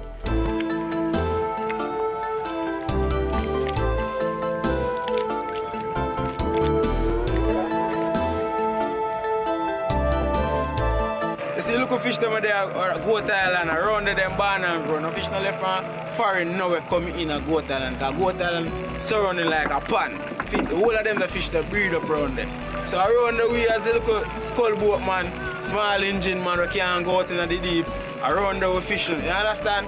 So them try to take a Goat Island for a boy, we don't know, it's terrible.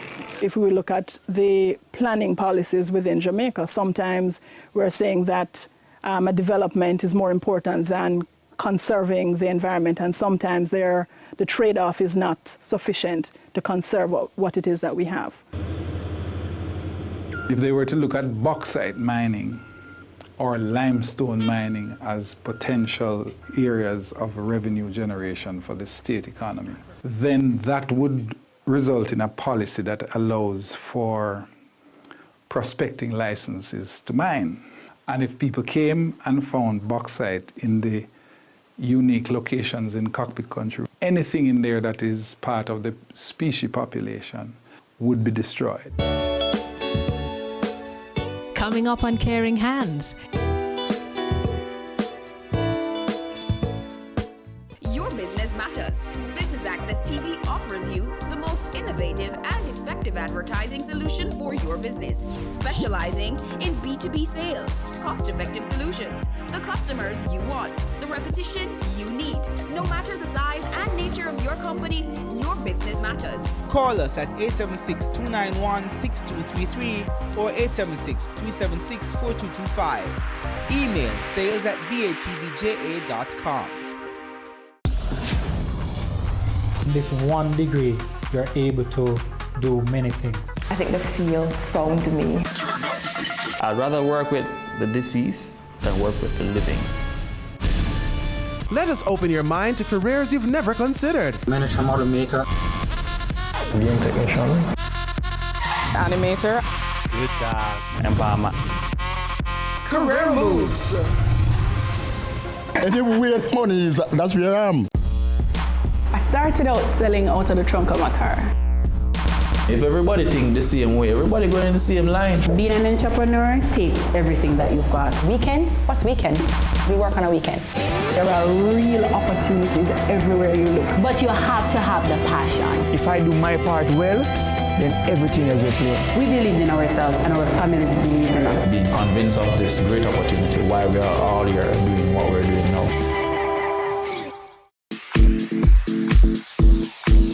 This is Caroline Smith, marketing implementer for Sol Western Caribbean for Shell Lubricants, and you're watching Business Access TV, and they are serious about business.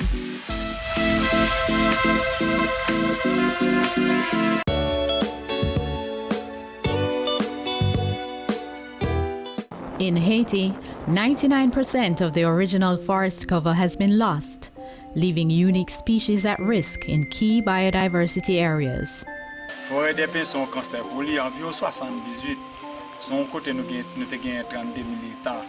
Parce que là où c'est nos zones tampons, mais couvrir des toits là pour attaquer forêt. Ça veut dire on pas faire 2 minutes là pour attaquer forêt. Ça veut dire là nous préparer forêt. Depuis nous des toits là, on a forêt des pins.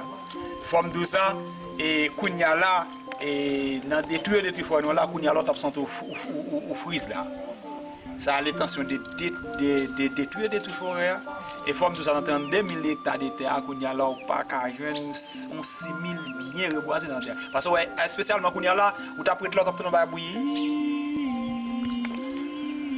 c'est fait bois peur et spécialement ça rend que et les comme ça tout nous on l'appli et ça rend que nous on désolosement en pile mais rêve nous objectif nous comme nous même en tant qu'organisation c'est à reboiser forêt des puis en mettre était dans soin qui était arrivé et démobiliser forêt des pins, déboisement qui pas arrêté nous bien pour la communauté.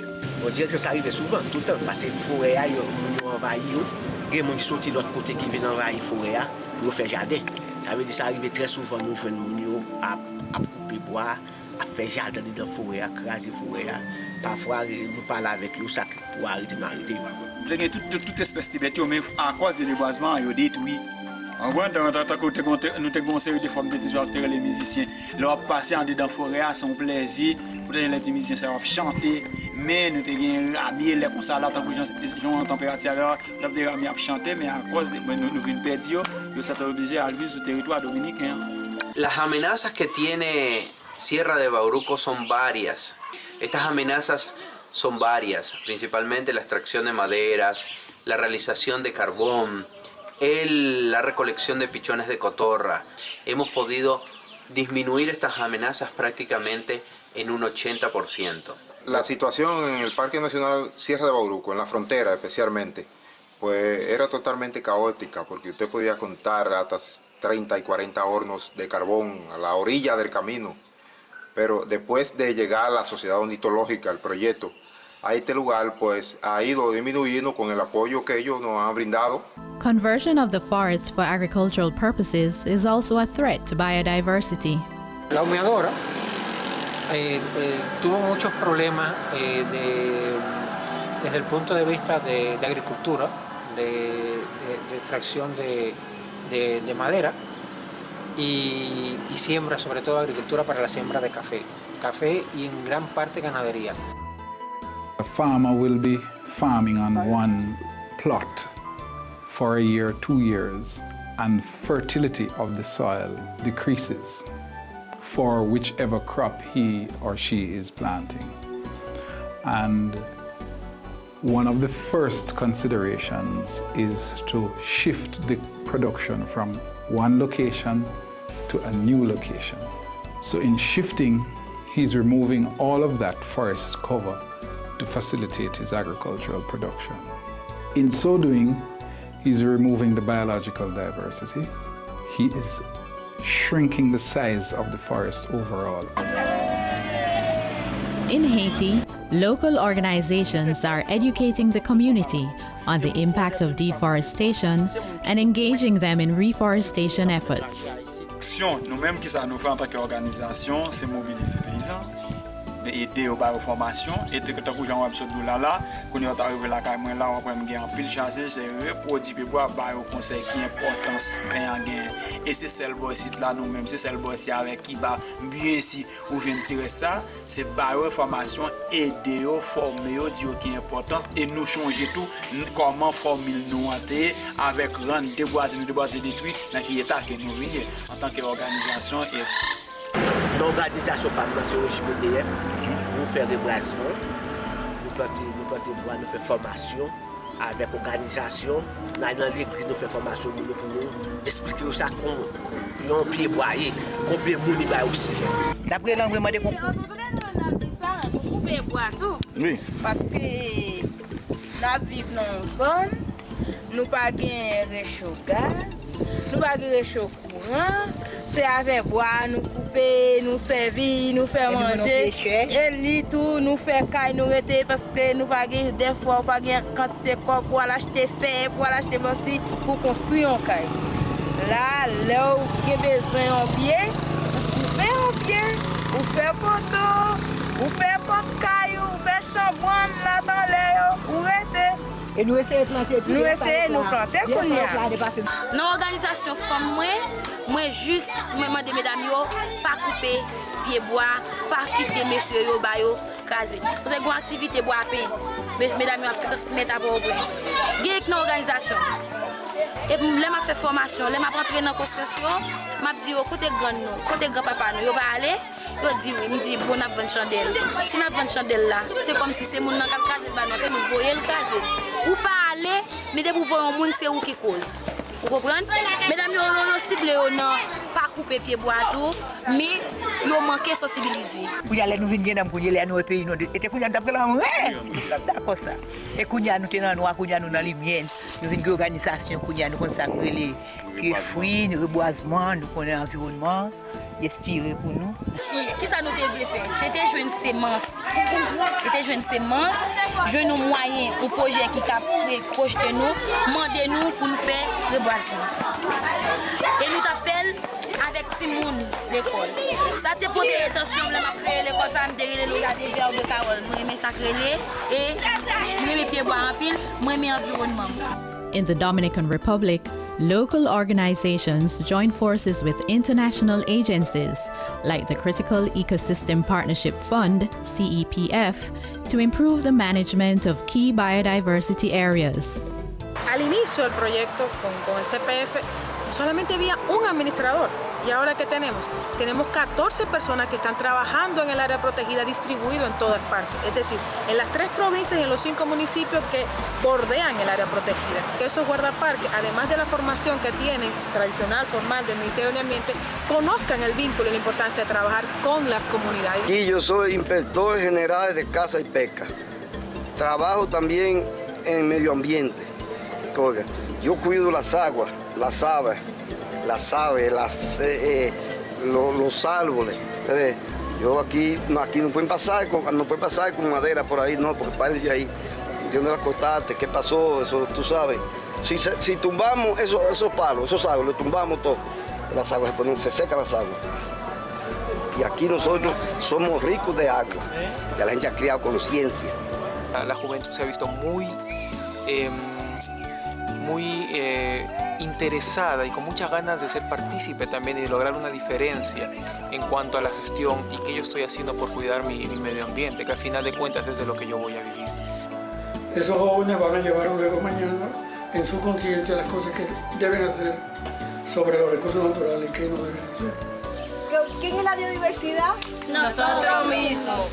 Una de las estrategias que ha diseñado ProNatura para construir la sostenibilidad de los procesos es trabajar con las escuelas. Trabajar con las escuelas, con los maestros, con los directores y con los niños. Los niños ayudan a que otros niños se comuniquen entre sí, puedan hablar de qué es eso de la biodiversidad, qué es eso de la humeadora. Nos dijeron de la humeadora, que cómo era, y nos dijeron también, y eso fue muy lindo, y nos dijeron también que si nos gustaría aprender a hablar con cámara, y nosotros dijimos que sí y nos enseñaron. Tuvimos lo que fue tirándole a fotos a las plantas, a los animales y a las flores. Estuvimos trabajando con la biodiversidad y la montaña humeadora, que es un parque donde la nube nunca se aleja. Cuando CPF patrocina a estas casi 19 proyectos y un tanto como más de 12 organizaciones aquí en la República Dominicana, estamos promoviendo de que la gente conserve para sí misma. La gente está hablando, trabajando, dialogando y viendo cómo consiguen soluciones en conjunto para la conservación de la biodiversidad. Coming up on Caring Hands.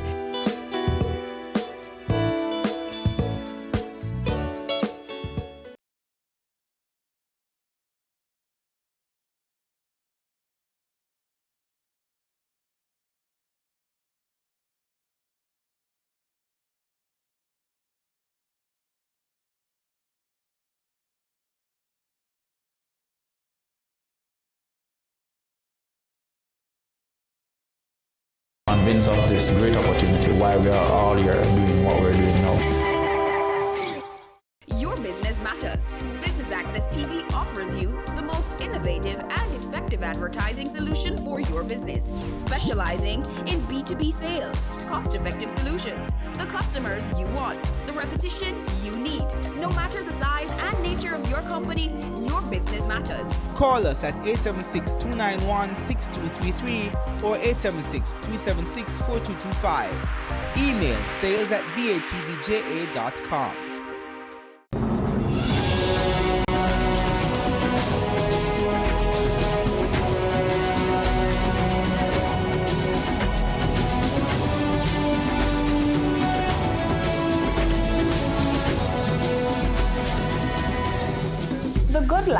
your weekly dose of information on nutrition, wellness, and fitness. Discover ways to nurture your mind, body, and spirit.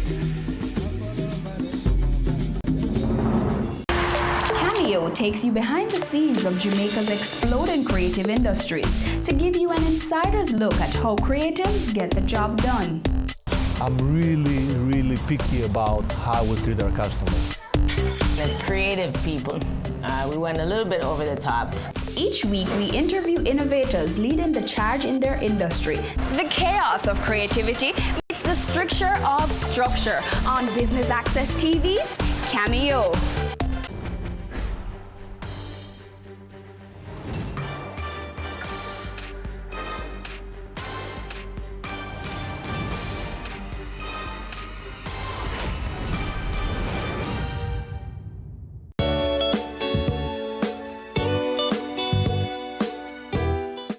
The Caribbean Coastal Area Management Foundation, CCAM, assists members of the community to engage in income-generating activities through alternative livelihoods so that they can continue to survive in a changing environment. We have had conservation officers and worked with the community to create fish sanctuaries, and therefore we are increasing the catch for the fishermen in the future. We're also working with other persons in terms of doing environmental education. We're also doing a certain level of climate change education as well. We have done a number of mangrove restoration projects. We are also in the process of building a wetlands interpretation center in Salt River. We had some funding from the National Environment and Planning Agency, and we have trained some of the fishermen along with some community persons as tour guides and as boat operators. And what we're seeing is that there are a number of visitors who have never seen the crocodile, and they will pay money to come on boat tours to see crocodiles and to have that experience. So we think that conserving them is an important way of improving their livelihoods. In order to improve the biodiversity of the cockpit country, STAY seeks to decrease livelihood activities that are destructive while providing alternative income-generating opportunities for community members. Well, this is a yam field. This is our yam field. This is where we do it. We use this method to stop the farmers from cutting a lot of stick from the cockpit here. Yam production in cockpit country on the southeastern side, for the most part, on gentle to steep slopes. So we have mitigated by introducing the establishment of vegetative barriers across the slope to prevent the soil from running down. So we have done about 2,000 farmers trained in that method and provided technical assistance and material to about 400 farmers to engage in this kind of activity to mitigate against the erosion of soil, which is a part of what supports the biological diversity here. We have started an ecotourism program that is both ecological tourism and community tourism. And what it is it looks at caves. Welcome to the Cockpit Country Cave Exploration. We are about to enter the subterranean world of the caving environment. The Cockpit Country has about 300 of Jamaica's 500 caves. And we have made an attraction out of one cave. It serves several purposes. It provides an income for the community through the amount of people who are employed, who service the product or the attraction with many services. It provides us with some generated income to promote the conservation. And significantly, it allows us to demonstrate the appropriate way to access these kinds of communities safely so you don't reduce the populations in there of the bats, which are quite significant. We actually do use our cave here at Windsor. We do use it for ecotourism. Okay, so this is the mouth of the Windsor Cave. It's the lower entrance, and it's one of the exits through which rat bats come out at night. It's quite small, as you can see, about 4 foot wide and 5 foot high. And even from here, I can feel the cool draft coming out. It's our local air conditioning unit. But you can see the vines and things hanging down. And quite often we get snakes hanging at the entrance of the cave too, trying to catch a meal for the night. Franklin Taylor, also known as Dango, is the warden for the Windsor Cave. I'm taking care of the Windsor Cave for many years. And I also take people to the cockpit country. If they want to hike to the mountain, I took them out there and take the best care of them and bring them back. Many years I'm right here, but I love to do my farming in the meanwhile. Yeah, this is the year what I work.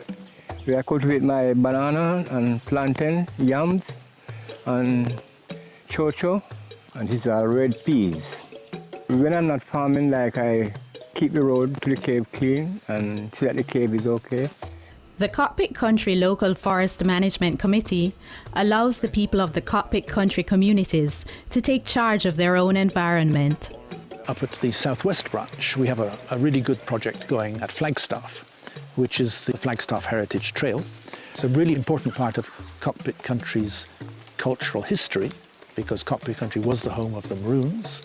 Flagstaff is part of the economic sustainability of the local forest management committees, generating income for the people, but also giving some of the benefits to the local forest management committee itself for other activities. Behind that over there, the British have a well that they build there. I am a tour guide. We have 14 certified tour guides from the TD PICO office here. This is the visitor center, which part we deal with our ecotourism system. We have this as a sustainable livelihood project to generate jobs, to graft to this instead of to graft to the forest. Because we have to keep the forest, sustain the forest and protect the forest, because it's our environment in which give us all our watershed and so many other little things. Conservation is a sustainable way of life. You need to know what resources you have. There are some that are renewable, you can take them out and they come back. There are others, once you take them out, they're gone. The Caribbean is a unique center of biodiversity, blessed with an abundance of natural resources, but threatened by the demands of a growing population. In Jamaica, Haiti, and the Dominican Republic, local groups encourage best practices and sustainable livelihoods, bringing people together to protect and conserve their environment.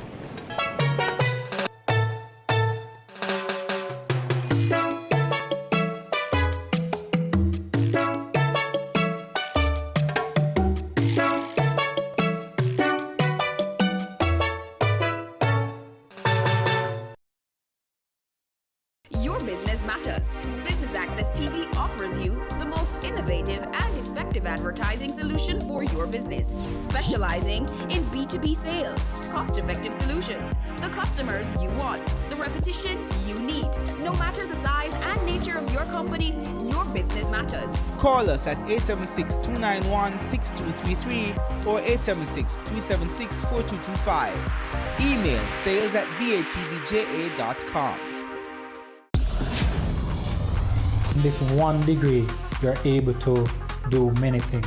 I think the field found me. I'd rather work with the deceased than work with the living.